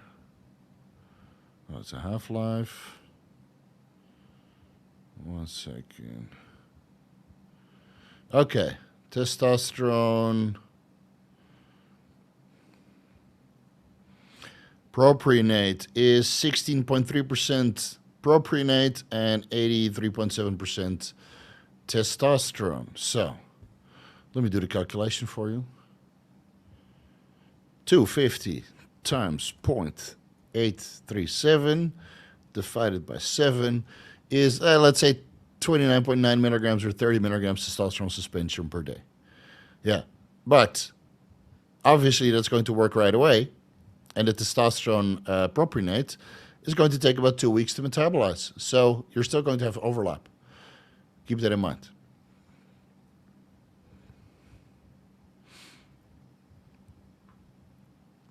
When launch of Vigorous gear, I'm sure you would find plenty of investors and firms wanting to get involved. No. Fuck no, man. I'll point you in the right direction, but I'm not gonna start a pharmacy. No way, man. I'm close to retiring, man. Close to retiring. Why would I fucking get myself involved with more shady shit? It's already shady enough that I talk about steroids and everybody's throwing money at me to talk about steroids. That's already shady enough. I'm not going to start my own lab. Plenty of decent labs and plenty of good pharmaceuticals out there already. But yeah, I would dominate the fucking market, and you know it. I would dominate the shit out of everything and then end up in jail. because I would be the biggest fucking steroid seller of everybody. Because my quality would be so good, I'd put everybody out of business, but I don't want to. I wish I just pop testosterone and become a fucking beast for whatever hookup, but I guess I gotta pop some Cialis and L-citrulline, L-dopa, and Duloxetine to achieve similar results. Yeah, PT141, Semax, and oxytocin gets the job done also, but testosterone or sublingual DHT, good stuff.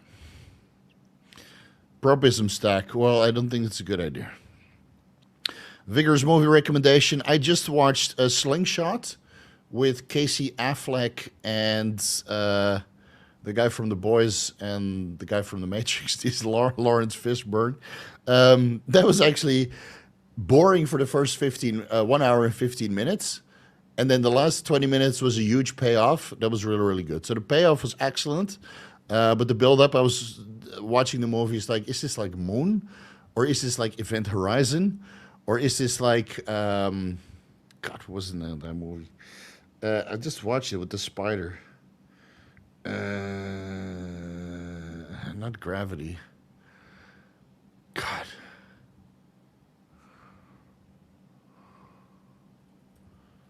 Let me find. That was a better movie than this one.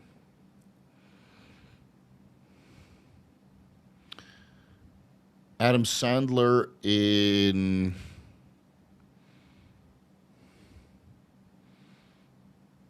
not The Waterboy. Spaceman. Yeah, Spaceman was better. Moon was better. Event Horizon was better. But if you like those three, then you probably like Slingshot.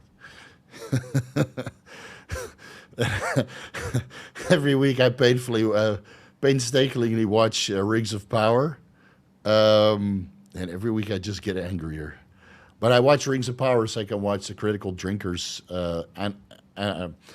analyzing the Rings of Power episode 6 afterwards. That's better than watching the actual episode. Can somebody recommend a good methylene blue website, preferably one that sends to Thailand? I haven't been able to find one that sends directly into Thailand, so you got to use a shipping forwarder like MyUS or Shapiro.com. But if you go to Lazada, you can actually find high purity methylene blue in powder and just reconstitute it yourself. And that works well. I use that also. Yeah, no source talk. I pointed him in the right direction. Opinion on 1 meal per day. It's a good way to stretch your stomach.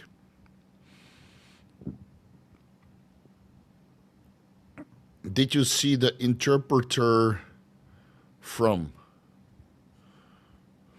The interpreter.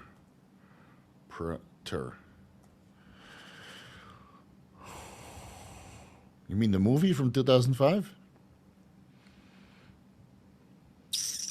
With Nicole Kidman? Can't remember seeing this one. Guy Ritchie? Is this a Guy Ritchie movie? I'm looking at Sidney Pollack. Guy Ritchie. Is it The Covenant?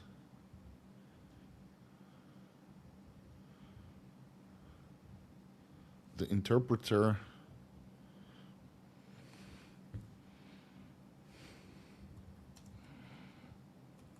Did they change their name? Let's say you get here, if I search for the interpreter Guy Ritchie, I get to The Covenant. Yeah, that was a great movie.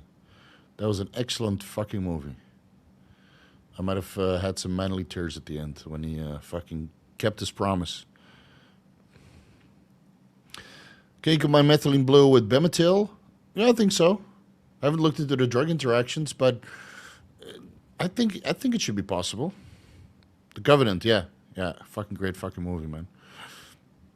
Yeah, better than The Covenant about aliens. That was not bad either. Snatch, yeah, fuck. You watch those movies in high school, right? Great stuff. Have you ever watched The Boys? Yes, I watched all 4 seasons. It was awesome. It's getting a little bit worse. The last season was a little bit political because the United States is going through their political rally right now. So Yeah, it's but it's okay. It's interesting. I liked Gen V also. So you watch the first three seasons of The Boys, then you watch Gen V, and then you watch season four of The Boys, and then second season of Gen V, which is still in production, I believe. Yeah, good stuff. Interesting. What is the detection time of growth hormone? I think it was 14 days off the top of my head in urine, but in serum it's much longer.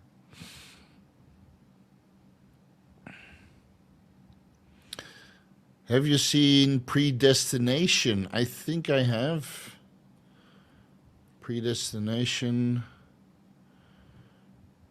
Oh, yeah, that's the time traveling one.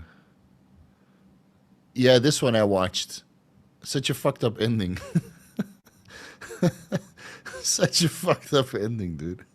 Yeah, it was a good movie. You should watch that again. Yeah. Thanks for the correction on HGH monotherapy. What video do you discuss PCT from HGH monotherapy to recover? I don't have a specific video for that, so I'll link the PCT video down below. That's valid for steroid cycles and HGH monotherapy. And otherwise, I have an HGH or an ebook about PCT, but it's valid for both. All right, down below. Turn this off a bit. Now it's cold enough.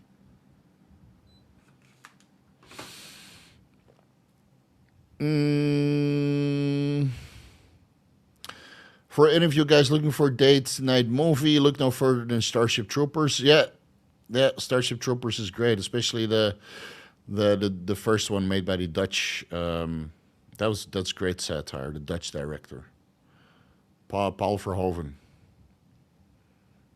Yeah, and then there's a second one and a third one, I think, and even a series was there. Good stuff.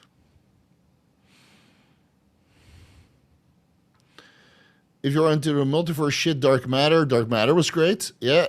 I hope there's a second season. That was a good series. The Substance, I haven't watched that, but I downloaded it. So, yeah, I didn't pay for it. Shame on me, right? That's why I never complain when people download my ebooks because, well, I download movies and music too. So, can't no DMCA takedowns. Yeah, there's a lot of good shit out there, but it's not coming from Marvel or Disney. All right, where are we?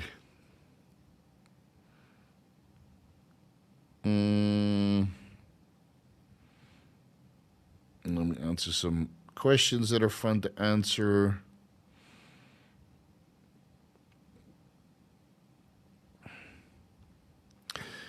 Theaters there, nice. It is much different than USA theaters. Actually, the theaters here are pretty much the same, man. I went to AMC South Las Vegas to watch Avatar 2 when it came out, when I was in the US. That's the only movie that I watched in the US. And then I watched, which movie did I watch in Holland? I think Spider-Man 3? The third Spider-Man series with Tom Holland, Spider-Man 3. So that's the latest one, right? I think that one I watched in Holland. And the cinemas, the quality is actually better. They got that super high-def 4K laser screening, which they didn't have in Thailand up until the last 6 months, I believe. So when I watched Avatar 2, I had 3D glasses in laser, and we were like, holy shit, should have brought a microdose. It's so sharp. And now they introduced that in Thailand. What the biggest difference is that people in the cinemas here are quiet, but they eat a lot, and sometimes they smell. You smell the food, so it's more smelly.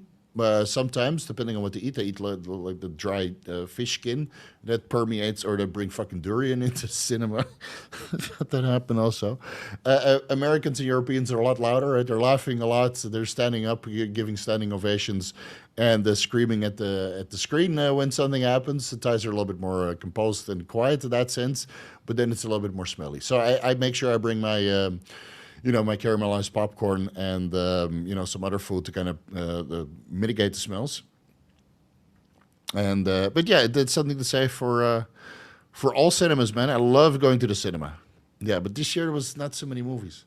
I mean, what's the next movie we can watch? I watched Alien, Alien, whatever. Was it Alien Covenant? Jeez, I already forgot. No, Alien, no, not Alien Covenant. Alien Romulus. I watched that one. It was okay. And what is the next movie? Craven? Joker? I don't know, it's a bad year for movies, man.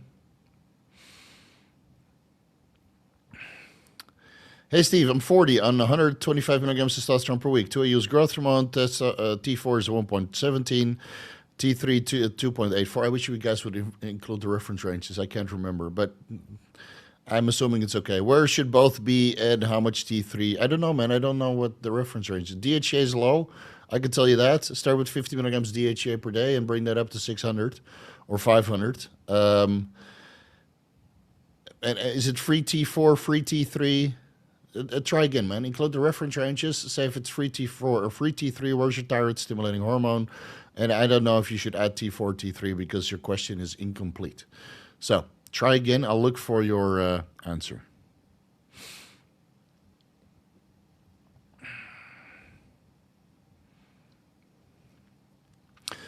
Hey, Steve, I want to go to that Urapong for organ imaging, but never did this. What organ should I check up on? All. It's like 3,500 baht for full body organ imaging for the thyroid, the entire abdomen, upper and lower abdomen, and then the testicles. It's like 3,500 baht. So just do everything.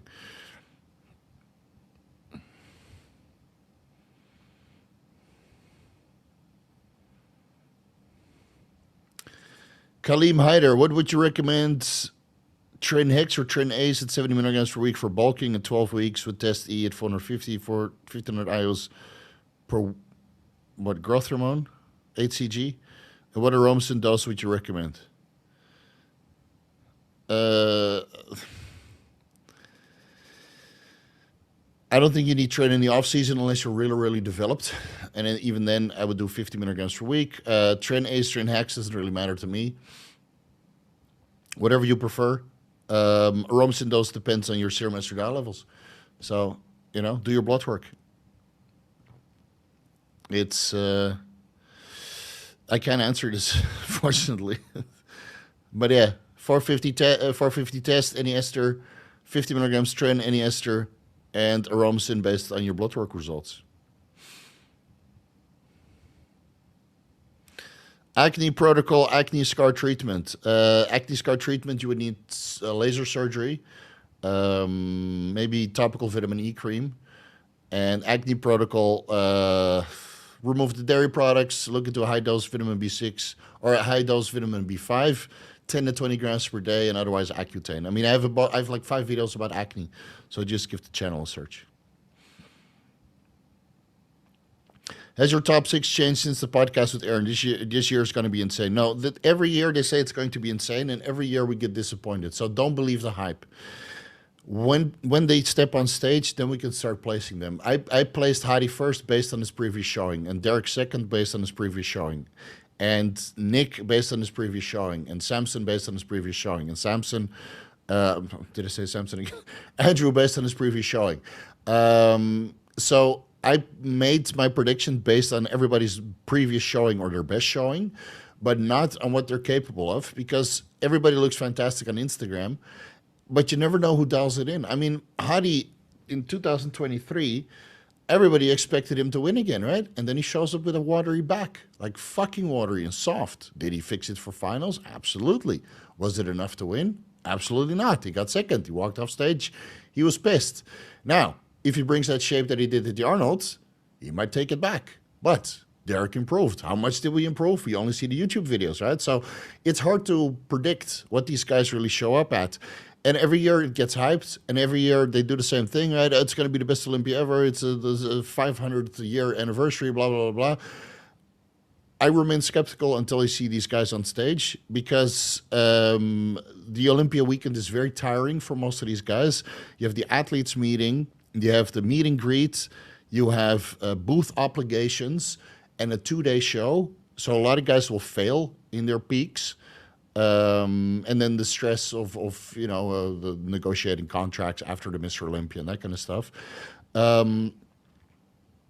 So when I'm in the audience and I see these guys walk out, I'll know exactly what's going to happen. But I can guarantee it that half of the athletes will be off, half in all classes. So, no, my placing still stand. Heidi first, Derek second, Nick third, Samson fourth, and then Andrew and Martin. I would like to see Martin over Andrew, to be honest, in fifth, because he brings the conditioning. And he's much more complete, even though his back is a little bit lacking. I think he had enough time to bring it up. And with Andrew, was he ever in shape?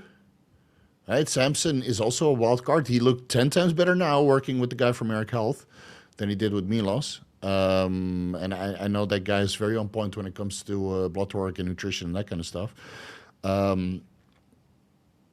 So, what is his name? Let me just give him the proper credit because he's doing a good job. Let me see.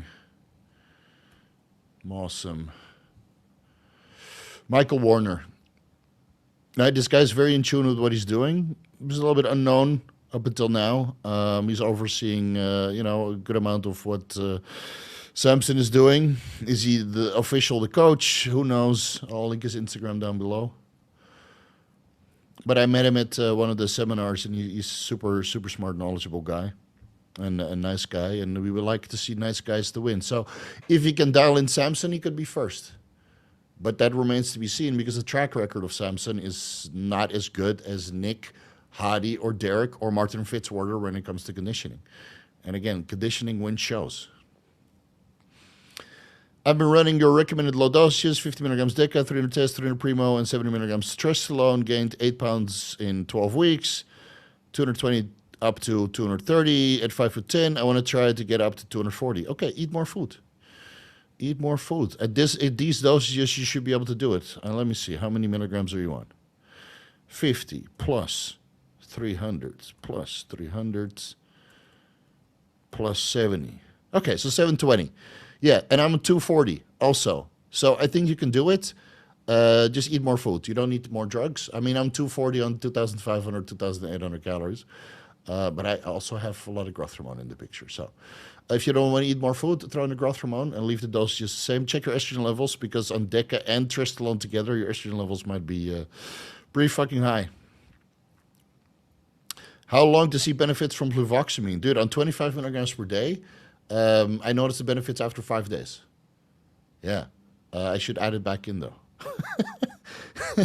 Because my mood has been going like, yeah.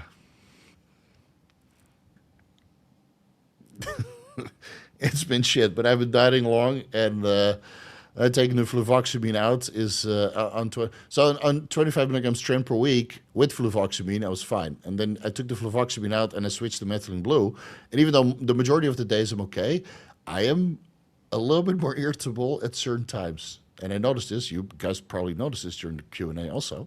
But I also noticed it in the gym where I just don't want to be fucking bothered. So I'm in the workout. I'm like, yeah, fucking raping the weights, even though I'm dead fucking tired, flat, and, ready for another meal. And then people come up. It's like, hey, what's up, Steve? Are you, can we take a picture? I'm like, yeah, after the workout. Not right now. I'm not in the mood. I just want to finish my workout. And then after the workout, I got my dopamine and endorphins in, and I get all the Tren rage out of my system, and then I'm good again. And then I talk with everybody that I met earlier in the gym, to show good manners. But I do notice that after fluvoxamine came out, that the Trenbolone sandwich is hitting a little bit harder. So we will not be doing that again. Even though I like methylene blue with fluvoxamine is a no-go because of the drug interactions and the serotonin syndrome. But yeah, I would prefer fluvoxamine. Thoughts on Alex Keuchel? People send me his posts all the time, and it's getting crazier and crazier. So apparently he can cure medical conditions. Yeah, I don't know. I would. I don't follow this guy. And most other coaches don't follow this guy either. So take that from what you will. Hey Steve, thoughts on taking 10 milligrams Adderall prescription for ADHD pre-fasted cardio? Seems kind of high. But I've only used 5 milligrams Adderall and I don't have ADHD. I kind of need to start my day, but not sure of the impact. I don't know. I wouldn't take it every day, man. But if you're prescribed, then obviously your doctor knows better. So I'm not too familiar with Adderall. I don't live in the United States. Adderall is a controlled substance here. You'd make you fail on a drug test for amphetamines, and that's jail time. So I don't take that shit. And I never really looked into it because it's not really available. And again, I only really dive into stuff that I can use myself safely. And then I can share my personal experience. Because again, deep dives without personal experience, fucking useless. So yeah, I don't know about Adderall. If you want to take it and it's prescribed, go for it.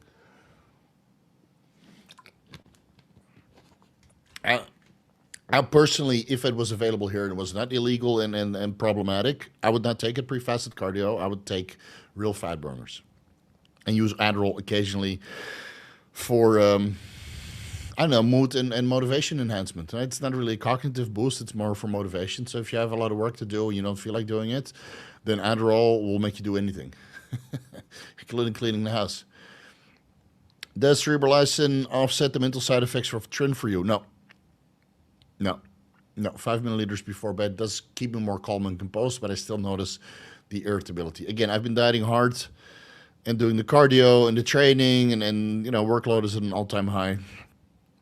So like today, I had 3 hours consultations, and I wanted to record a video, then I couldn't get to it because it was raining. Then you get angry, so you go to the gym, and then you get interrupted, which is it's okay, right? But after the workout. And then you have a little bit of time to answer more emails, and then before you know it, you have time for 1.5 hours of movie, and then it's Vigorous Q&A time. So yeah, it's the workload is a little bit high, and the cerebralizin is not enough to offset that.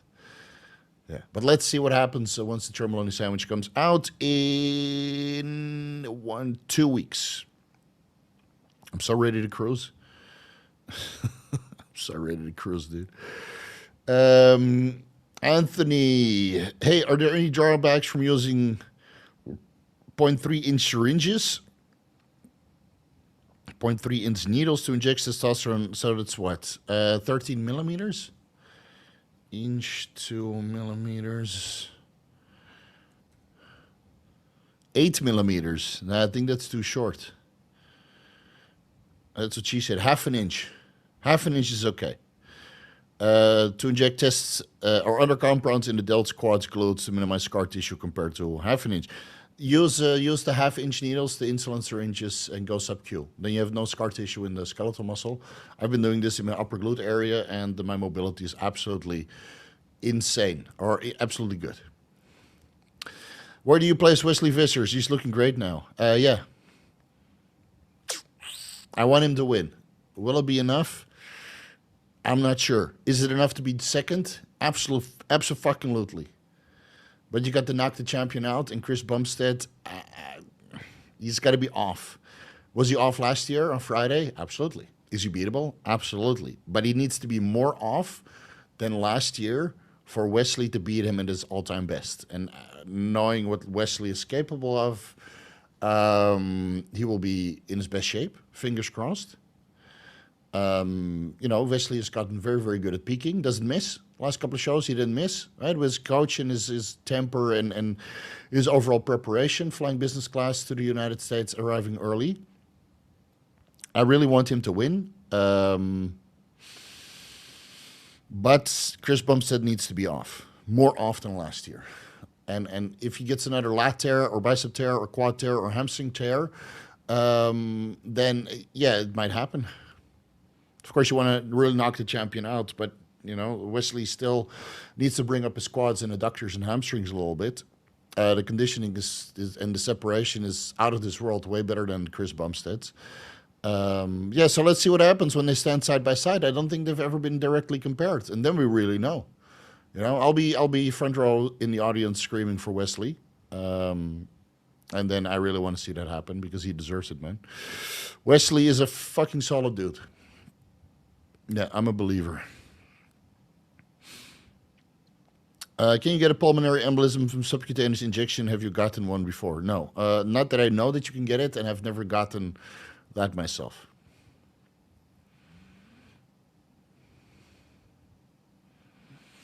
Maximal, thoughts, please, on male hormone tests. Test 1300 nanograms per deciliter, free test 40, bioavailable 970, SHG 24, estradiol 66. Bring your estradiol down a little bit to 50, 45, and then testosterone will obviously go up. SHBG will come down a little bit, but it will be 20. That's not the end of the world. I'm on a lazy man's TRT protocol. Yeah, it looks fine to me, man. Estradiol could be a little bit lower. Use an aromatase inhibitor. If you only have access to oral oxytocin, how many? I don't think it's orally bioavailable. I think it's only nasal sprays or injections. How many IUs would you take prior to leg workouts for benefits you discussed? I don't think it's orally bioavailable, man. I think it's only injectable nasal sprays. So 20 to 100 IUs gets the job done. But oral oxytocin, is oxytocin oral bioavailability? Yeah. When administered sublingually as a lyophilized tablet, its bioavailability is reported only 0.25%. But it's 5 to 10% when it's administered intranasally. This is a quick search. I don't know, give it a try at 100 IU sublingually. See what happens.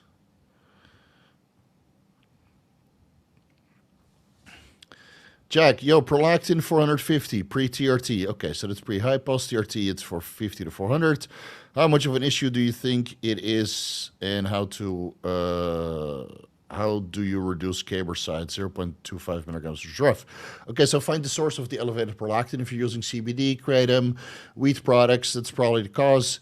Maybe your estrogen is high, that could be the cause. Maybe you're just fat, that can also be the cause. Maybe you have a pituitary adenoma. That also causes elevated prolactin levels. That could be the cause. Look at the vitamin B6, P5P, 25 milligrams in combination with 1,000 milligrams L-tyrosine 2-3 times per day to increase your dopamine levels. That reduces prolactin levels quite a bit. And go by your libido. Again, if a quarter tablet, 0.25 milligrams cabergoline gives you issues, then, well, maybe 25 milligrams vitamin B6, P5P, and 1,000 milligrams L-tyrosine is the solution for you. And otherwise, there's always pramipexole.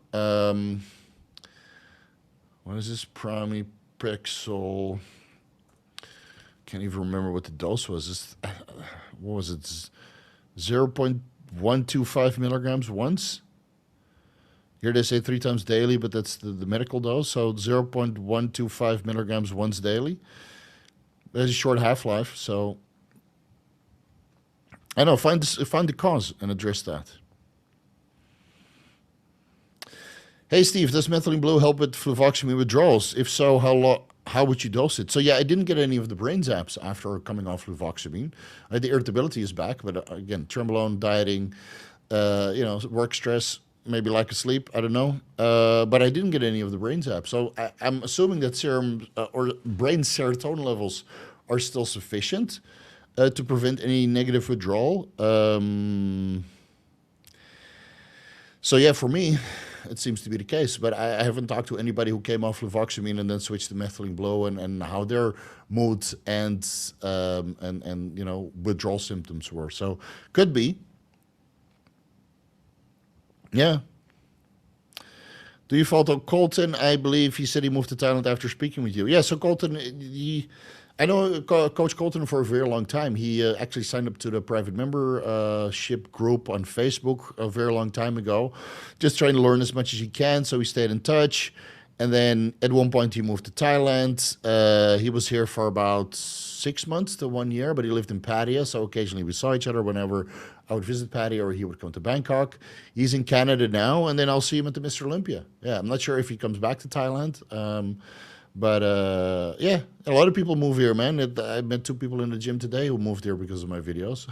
So a lot of people move here because of me. So hopefully they can get a better life. Sean Furious, would you say maybe using aromacin alongside 1 month of HGH monotherapy helped with shutdown, prevent, and recovery?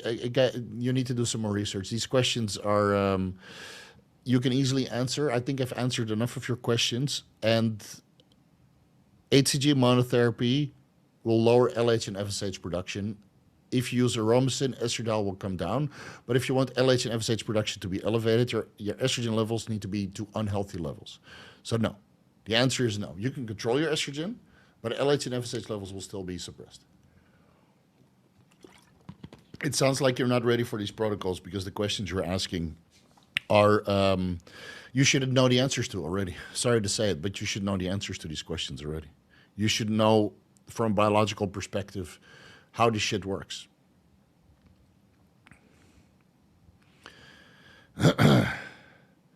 Coach, in your anecdotal experience, have you come across any methods for somebody to elevate dopamine or dopaminergic activity, mainly to help alleviate delayed ejaculation while on cycle? Also, for reference, I have ADHD. I don't have ADHD, and I don't have a problem with delayed ejaculation, so I don't know. I don't know, man. I've never had an issue with delayed ejaculation.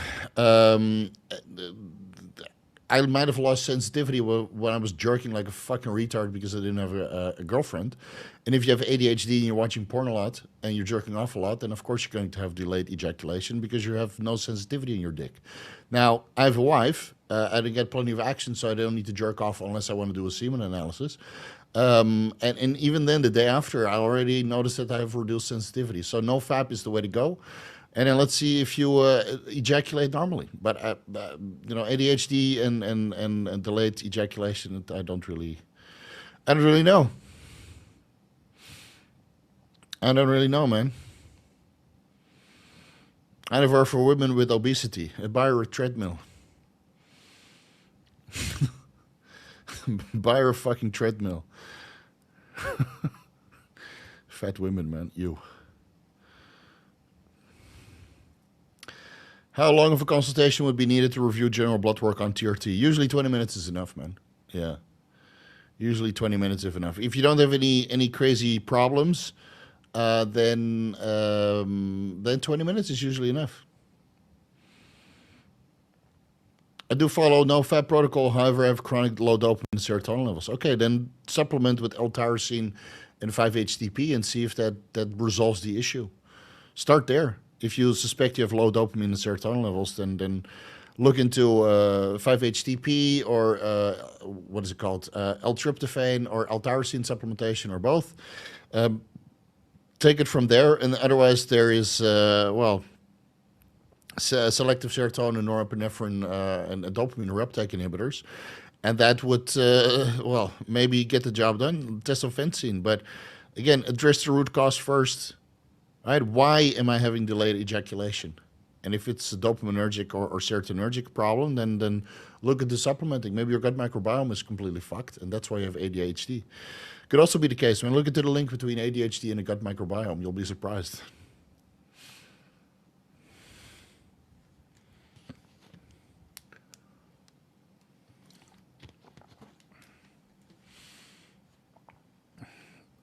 Low dose Primo is a permanent staple for TRT. Yeah, I'm not against it, man. I'm not against it. If you do your blood work, you can keep your HDL somewhat elevated and your estrogen under control, then yeah, by all means, go for it. Sorry if I missed this. What dose and frequency for methylene blue for 90 kilogram male? Would you say daily, 2 to 3 times per week, for example? I would start with 3 to 5 milligrams, maybe 4 times weekly, and then build up as needed. So now I'm on 5 milligrams 3 times weekly and 10 milligrams 2 times weekly. So that's 5 servings of methylene blue, a total of 35 milligrams over the week.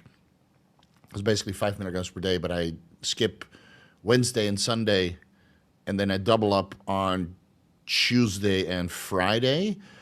And then I'm 110. No, that's not true. Today I was 106 kilos, but Monday I'll probably be 110. Yeah. Yeah. Hey, Steve, I make fat burners all in capsules. What do you think? That's fine. Go for it. What's the best peptide or steroid or such for fat loss? Yeah, cardio and caloric restriction. Come on, guys, you know better than this. And if you don't know better than this, then this channel is not for you. Thank God we started the lifestyle video series. So some of you guys can get your head out of your ass and actually get educated. Know what makes me cringe the most is that sometimes I meet people in the gym who have no business watching my YouTube channel. And then I'm like, is this my legacy?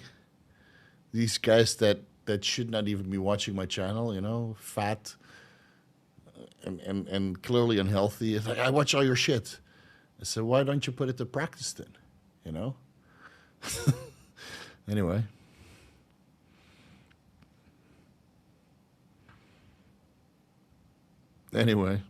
Like sometimes I walk around with other YouTubers, right? They're also in the fitness industry, and then they meet fans, and that's even worse. The guys that don't even work out, and you're like, what are we making content for?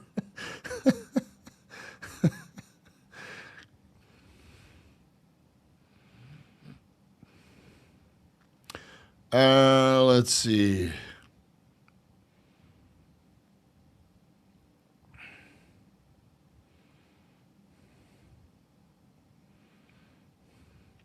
Can you recommend any coaches that work with tested athletes like Jake Benson? I don't know who else works with tested athletes. I don't know. Alex Keuchel makes a lot of claims. You can try your luck there. Jake Benson is okay. Yeah, I had him on the podcast. He knows what he's doing. So maybe reach out. I stopped that service because I don't feel confident in my abilities anymore after the Olympics, and it's just too much work to keep track of all the stuff. So I'll review the literature when I make deep dives, and give you guys the detection times, and then you're on your own. But to really beat the drug test with the metabolite screening and then diving through all the metabolic pathways, it takes too much work. It's too much work. Unless somebody wants to pay me $10,000, I'll spend 9 hours researching in a 1 hour consultation. But it's it just takes too much time. And most of these drug tested athletes are broke as fuck, unfortunately. So there's no market there.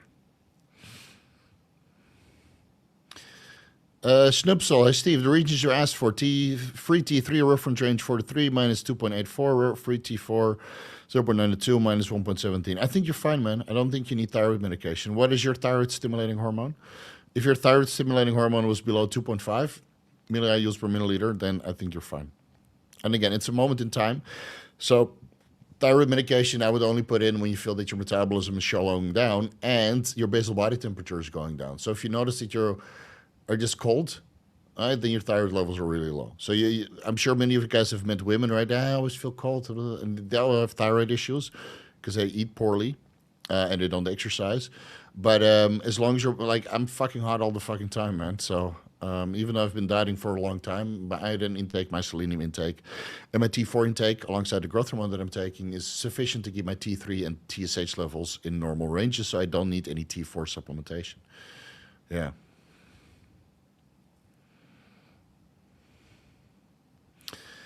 What would be a good stack for sprinting? Anavar. Watch the Optimized Endurance Deep Dive video series. Anavar is not part of that list. A good stack for sprinting is cordyceps, ubiquinol, methylene blue, L-citrulline, beta-alanine, maybe rhodiola rosea, ITDP, EPO. There's a lot of options in the Endurance Deep Dive video series. There's 4 or 6 of them, so use the search function.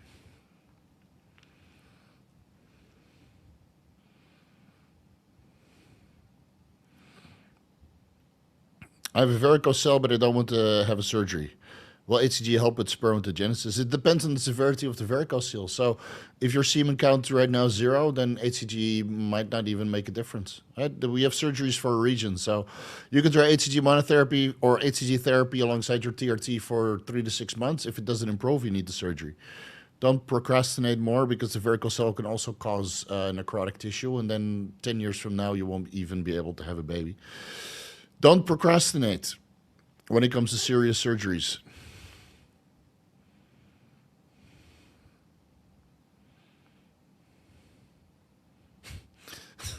Captain Flint, Steve, is there any way not to piss hot on a urine steroid test? Anything I can do to get around it? Is urine detectable as long as blood? No, blood is detectable longer. And it depends on the steroids that you were taking. So steroids can be detectable anywhere between, let's say, 5 days to 18 months. All those detection times are readily posted on the internet and in my deep dives. So if you don't want to piss hot, then give the urine of somebody else.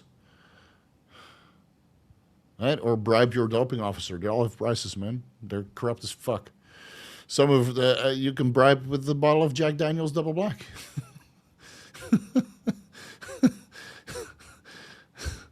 Look the other way and just pour your friend's pee in the fucking cup. Human error. Medieval engineer. Need a forum or group for experienced users that can teach the smarter new guys. Most pass an IQ test to join. No, man. It's... I mean, Jace Irons has an excellent Discord group, so maybe you can join there, but I don't want to manage it. It's not of my interest. What I need to do is reduce my exposure to people. And I might have to increase the rates of the consultations and the personalized services again, because it's just getting too much.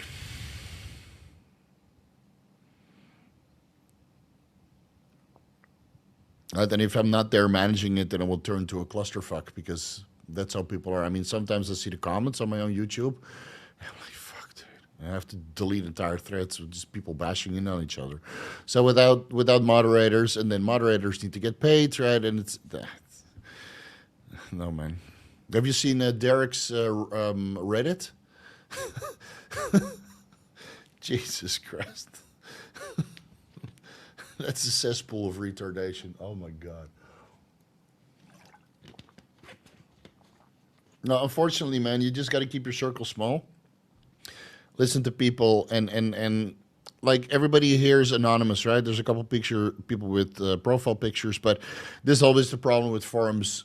You don't know what people look like, and the physique is the most credible aspect of somebody's knowledge in most cases. So I would not take steroid advice from somebody who looks like ass. Absolutely not. And we all know who the educators are who look like ass. They look like absolute ass, terrible physiques, terrible skin, right? I wouldn't listen to those guys even if they were the last educator on the planet. And you won't find those guys on forums. So you guys are just select who you want to listen to, and limit in your personal surroundings, or contact online who you want to take advice to, because there's not so many knowledgeable people in this space. I would implore everybody to watch the deep dives and then go down the rabbit hole and read the research. That's why I put all the citations there, so you can do your own research, so you don't have to talk with people. You can just do your own research and acquire knowledge that way. Because the discussions on forums, they did most of the time, it's just nonsense. Fat threshold per meal with using fast Novolin R. Depends on your metabolic rate, but it could be 5 to 10 grams of fat. Yeah. Some people need 0. Some guys can take 20 grams of fat per meal. Again, individual response, man. Can't give you a blanket answer there. If you're not sure, keep it low and have all your fats before bed.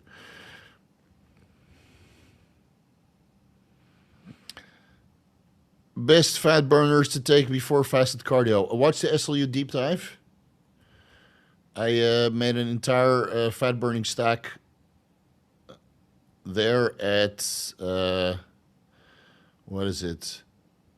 The fat burning stack in 1945.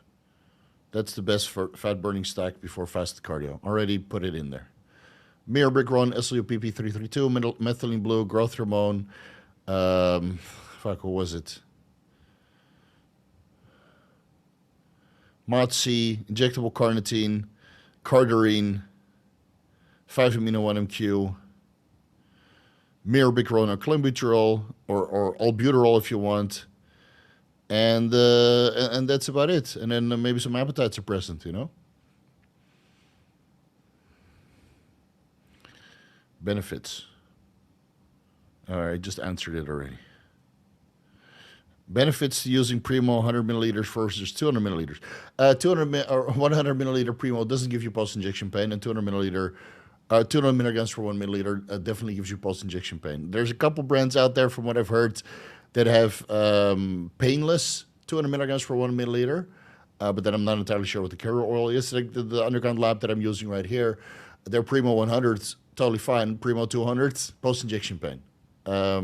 So, yeah, even within the same brand, sometimes you have issues.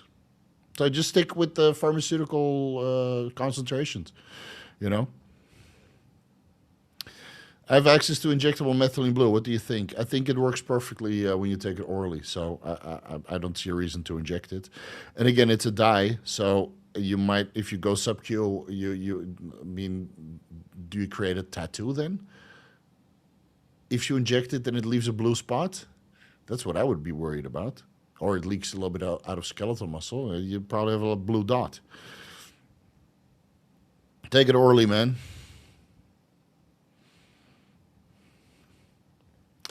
What's the real name for DHT cream? My pharmacy wants full name in Turkey. Undruk Tim. Let's see, I have the Turkish pharmacy website somewhere here. Where is it?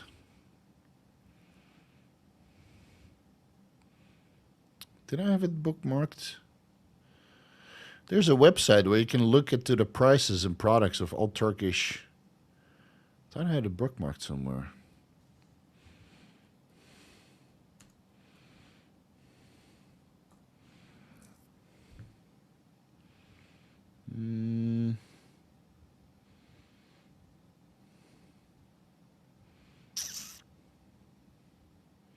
Don't have it. I thought I had it somewhere. Don't you hate it when you know you had it somewhere and then you can't find it? It's like my motorbike keys. They're always in the last place you look.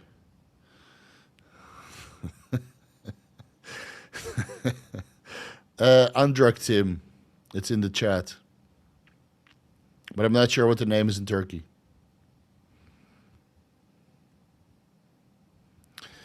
Opinion on GLP-1s for binge eating. Assuming behavioral therapy is in place. Used to be obese. Feel the need to be stuffed. Yeah, if that's what you need to get it under control, then by all means, man.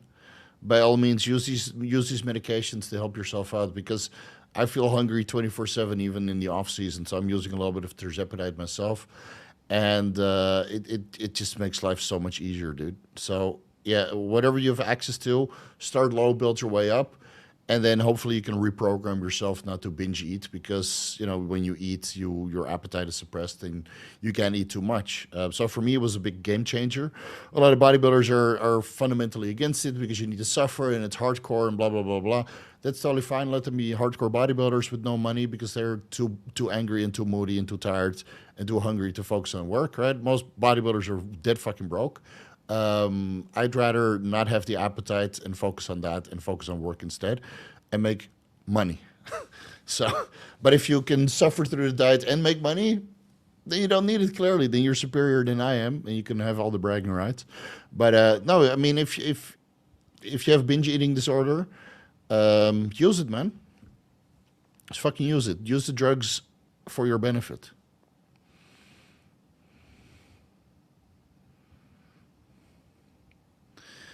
Rick PR, thank you for the responses. Also appreciate it. Well, you're a member, dude. So you paid for the responses.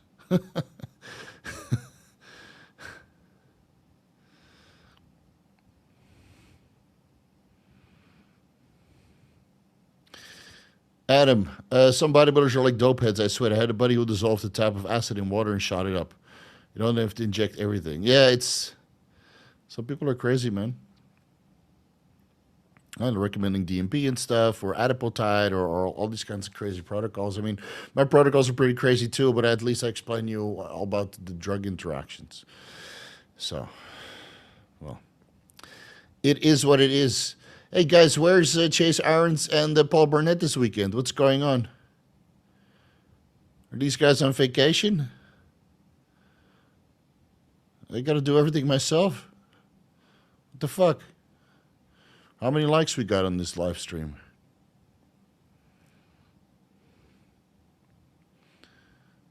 How many likes we got?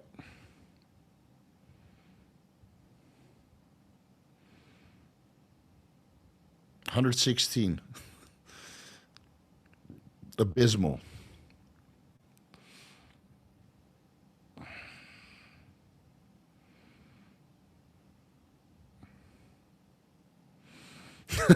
They're not the methylene blue.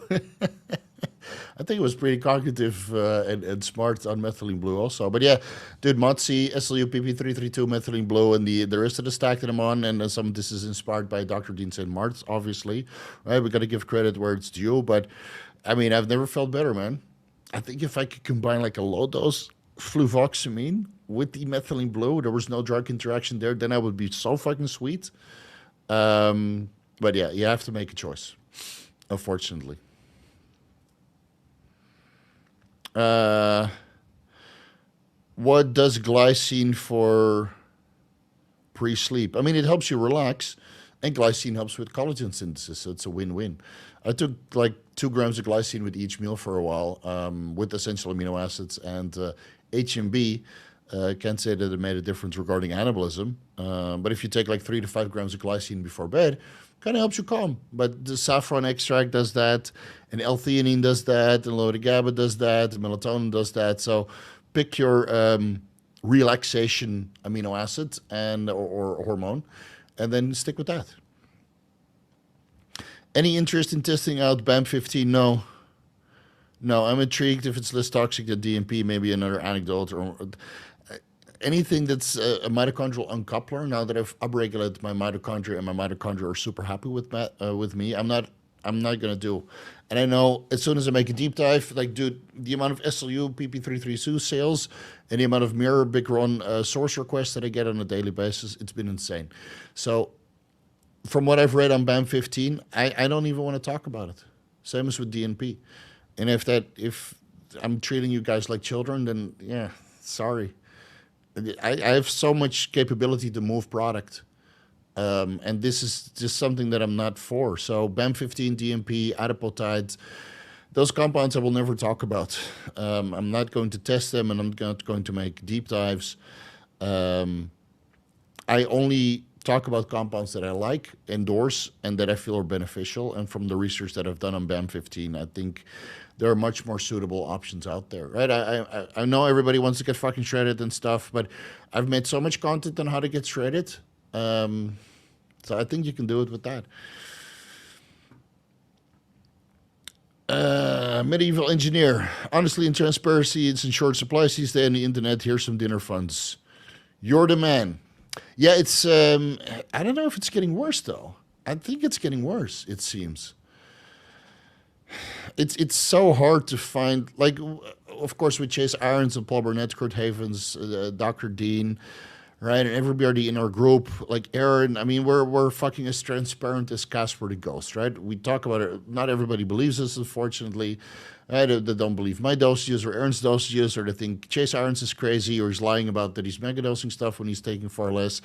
Right? And Paul Burnett, it's such a small group, man. And I don't see the problem because literally the entire bodybuilding space is watching us.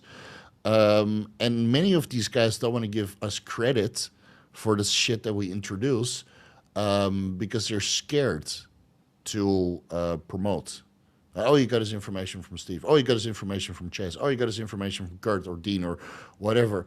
And that's also a bit problematic to see. So not only is the honesty and transparency lacking in the bodybuilding space, right? Everybody always says, oh, I'm training hard. Nah, I'm training hard. That's what's missing in bodybuilding. No, the honesty and transparency is missing, right? Everybody trains hard. Shut the fuck up. Everybody's training fucking hard. I see it in the gym all the fucking time. People train their fucking asses off. But some people have better genetic response, right? So, of course, you can then train harder because you respond better to the training, and then you can load more weight, and you can handle the drugs better. Okay, great. Great for you. You were born with this. It has nothing to do with your work ethic. You were born with this shit. All these guys that talk about doing their blood work and never showing their blood work, I think that's fucking disgusting. I see it even with the own company that I work with, like Merrick Health. Like, how many guys that are being sponsored by Merrick Health actually post their blood work?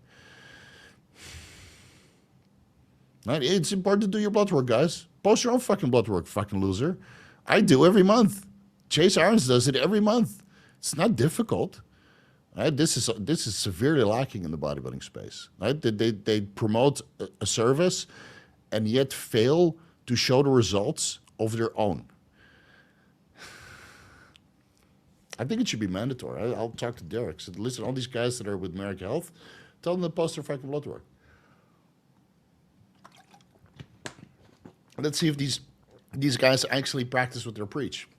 I practice what I preach. I post my fucking blood work. I can't do it at Merrick Health because they're in the United States and they only service Americans. But if you promote a Transcend or Algo, DX or whatever, if you promote these blood work places, post your own fucking blood work. You want to be honest and transparent? Post your fucking blood work. No fucking excuses. If you work with a DHT clinic, you post your fucking blood work. But so far, there's 2 guys who do this frequently.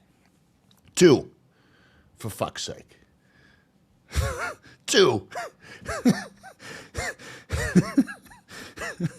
And then meanwhile, all these guys are like, I think the new thing is going to be mitochondrial upregulation. Where the fuck did you hear this, you fucking asshole? Huh? Where did you get this information from? You didn't... It's 2 guys talking about this, you know? Where did you learn about all these ancillaries, the Nebivolol and the Ezetimibe and the Tolmosartan, right? Who talked about liraglutide the first time? And then they don't want to give credit. It's fucking pathetic, dude. Anyway, that's the Tremboloni sandwich talking. Thank you for your super chat. $50 is a lot. Like $50 from you and $100 from the other guy. Even though I couldn't really help him with this hair loss. That's a big fucking nice dinner tomorrow. Hell yeah, I gotta load up these cannons, baby. Ugh. Fuck. Where was this? Yeah. Flat, no? Flat and watery. I gotta carb the fuck up. How hard is it to click thumb? Thumb up. Oh, that's too much work. That's too much work.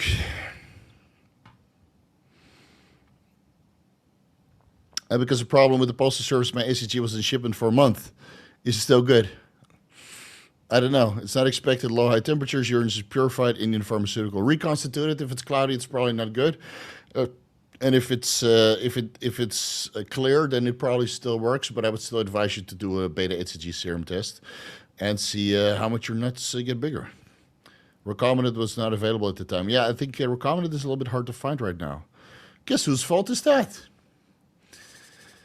I tell people to switch to recombinant and it's sold out. I tell people, or I do a deep dive in SLU and both companies sell out. So if I don't want to talk about BAM15, now you know why. I move shit, man. Glycine also helps lower body temperature at night. I did not know that. I did not know that, Alexandra Carrera. That's good to know. For all the guys that have severe night sweats, maybe we can get 5,000 milligrams glycine in that sweat profusely. Understood. Adipotide is crazy. Yeah, man. People die on that shit. Steve, what's your preference for best crypto trading platform and wallet? I would advise you, if you're a high volume guy, to be on all the platforms, so you can get catch liquidation wicks and spread your risks, because all the cryptocurrency platforms are not there permanently, as we saw with FTX or other platforms. So I'm on 7 different platforms. Yeah. And it can be Binance, can be OKX, can be Cup, the one here in Thailand, right? Whatever you feel comfortable with, man. It's there's many. Wallet, I use Exodus and a Ledger and MetaMask, and then you just spread it around. Spread it around, man, because it's the last thing you want to have is hacking your computer or hacking the fucking trading platform or the trading platform going down. So only keep a couple thousand as an example in each place, and make sure you have everything just organized regarding your passwords and stuff and your two-factor authentication.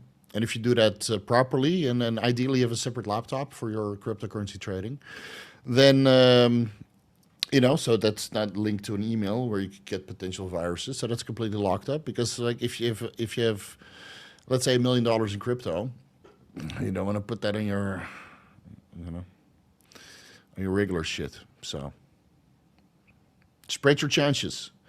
I posted my labs on Twitch when I was streaming more. Might start up again. Yeah, make YouTube videos, man. It lasts forever. Test Primo always crashes my estradiol, even at 5-1. EQ doesn't budge my estradiol, even at 1-1. Do you still recommend Primo for somebody like me? Go with Test and EQ and add in enough Primo to reduce your estradiol. Win. Let's see. Steve, I was training legs this morning and the back pumps were unbearable. Had to stop training it. What can prevent this? Taurine, potassium, and watching the video about lower back pumps.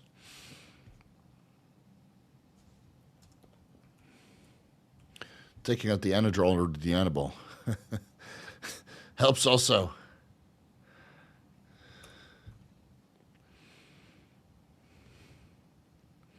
High dose taurine. Say this guy already knows. Steve and Chase out here solving the world's problems. Love it, man. Keep spotting the truth. Yeah. Somebody has to do it.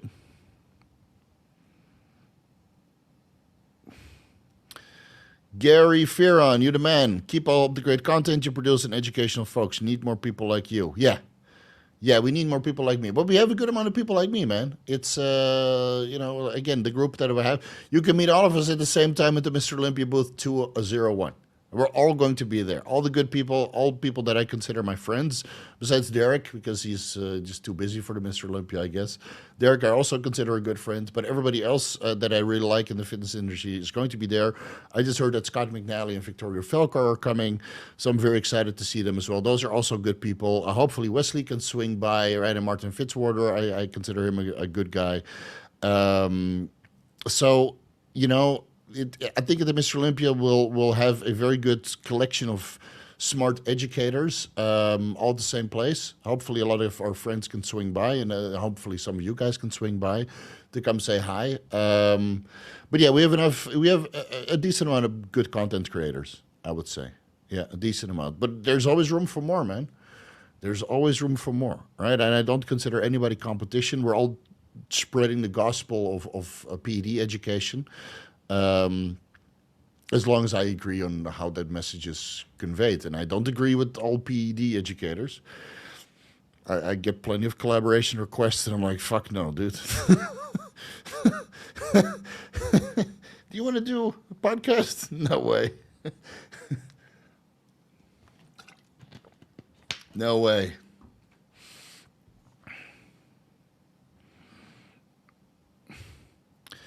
Are you still mates with Dan the bodybuilder in Thailand? His info's great. I haven't talked to him since the pandemic. I have no idea where he is, what he's doing, any information. I don't know. It's after he got that leg infection, I was kind of like, well, that was kind of dumb. Especially walking around with that leg infection for 2 weeks or 2 months. But yeah, I wish him well, man. I haven't talked to him in a very long time. I have no idea where Dan is, or if he's still in Thailand, or what he's doing. When you live in Thailand, you just realize people come and go, and you kind of get used to it.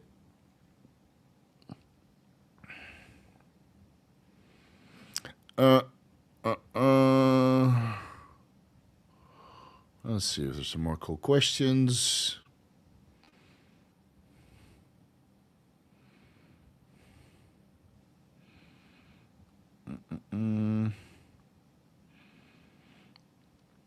What will the Ivan and shit? I need to contact them. Yeah, good. Thanks for reminding me. I totally forgot. Let me contact them and then hopefully set it up next week. Definitely before the Olympia, because I know I should have been doing that. My bad. My bad. Shit. Yeah, but thanks for reminding me. We'll get that recorded ASAP if they're both at time. Hopefully next week. Totally forgot, man. Shit. Shame on me. The Tren rants from Steve are the highlights of the stream now. Yeah, it's turning into a bit of a meme, no? Imagine if I upped the dose. I don't think my wife and my cats would appreciate it. I'm like right there where my wife looks at me like, and just shakes her head. Oh, we got 2 more weeks left of this shit, and then it's cruising time. Actually, So actually what I wanted to do, I come back on October 18th. And then what I wanted to do is maybe 6 weeks on 500 tests, 500 nandrolone, and maybe Dianabol or Anadrol with 10 IU's growth hormone. Just train chest and legs and gyno, and then get the gyno cut out in November. So we'll do, we'll discuss it on the blood work video. We'll have to do my blood work first and see how bad I misbehave in America to see if there's room for another 6 weeks extension on the gram shit. I have 500 tests, 500 DECA, no aromatase inhibitors, let the estrogen run wild. Throw in the Anadrol 4 times per week, pre-workout. Just train 3 exercises for chest on Monday and Thursday, and do 1, maybe 2 exercises for triceps on Monday and Thursday following chest. And then I do quads 3 exercises and hamstrings 2 exercises, maybe 1 for calves. Because calves are fine, on Tuesday and Friday, 2 times per week. Take the Anadrol pre-workout, 10 IU's growth hormone post-workout on workout days, 4 times per week. Let the gyno grow, let the chest grow, let the quads grow. 6 weeks, just balls to the wall. No shaving in November. Do the fucking DHT cream and the Bathmate protocol at the same time, right? I mean, fuck, might as well. And well, DHT inhibits the estrogen receptors, right? Or maybe prevents the gyno. So I don't know. And then get the gyno removed, do the LASIK eye surgery in December, because December is usually a down period. That's kind of like Christmas time, so I don't want to spend too much time in the gym. And just grow the gyno as much as I can, because I finally found a good gyno doctor that I really like at Rotterdam Plaza. So I'll probably get that done there. And then, well, now it's not too bad. This is like, oh, you can see it here. It's like a little nodule. This is almost gone. This is almost gone, but this is still a little bit of a, but I think I can get it up to this. And just get it cut out. Do the liposuction, remove it. It should be good content. And then I only have to do gyno surgery once because, well, Paul Burnett had to do it like 3 times and wants to do it another time. Aaron did it 2 times and also wants to remove it a little bit more. So I just want to grow the shit out of it and then grow my legs and my chest at the same time. I'll probably get a moon face like this. No back, no shoulders, no biceps. I mean, I don't need it. Just chest and legs twice a week, and grow the gyno. Yeah, let me know down below in the comment section what you think about this idea. If he dies, he dies. Using a modified keto diet while on cycle, implementing your advice: moderate fats, high protein, low carbs around the workout, missing out on gains versus high carbs, how to reduce LDL increase. If you eat healthy fats, your LDL shouldn't really go up much. More so your HDL. And, well, on carbs, you can gain better because carbohydrates are protein sparing, and it's difficult to get a boatload of calories in a ketogenic diet because you're limited on the amount of carbs you can eat, maybe 50, 70, 100 grams of carbs, depending on your muscular development. High fats, depending on what you feel comfortable with. And then protein, well, 300, 350 grams. That's pretty much the maximum, right? So if I do a growth phase, I usually add carbohydrates in. So if I do a chest, quads, and gyno growth phase, then yes, I'll be having carbs with every meal. You know? Absolutely.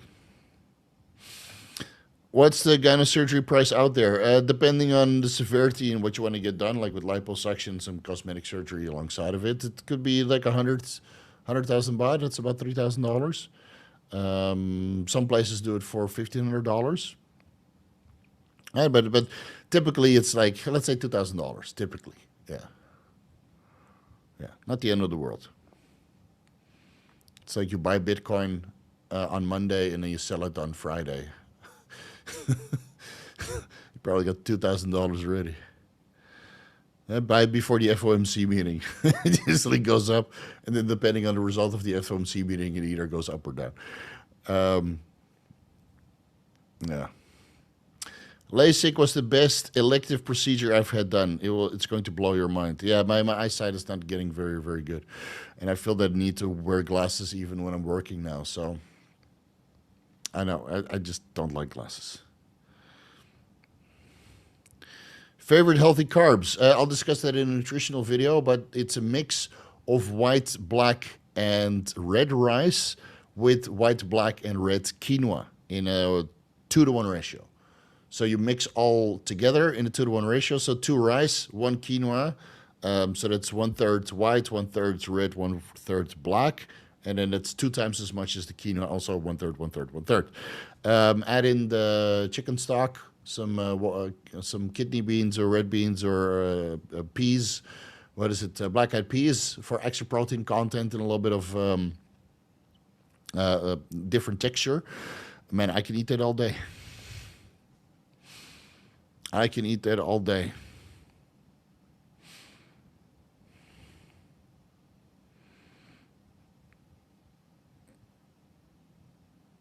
I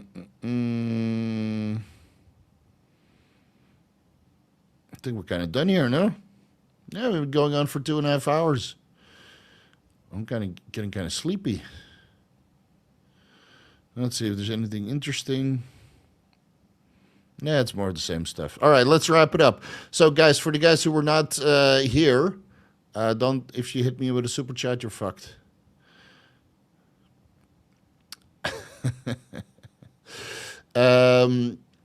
Let's see. So, for the guys who want to join in on the Bathmate experiment, all right, get yourself one of these. The link is down below. Send me a proof that you have one of these, either a picture or confirmation of purchase from a Bathmate.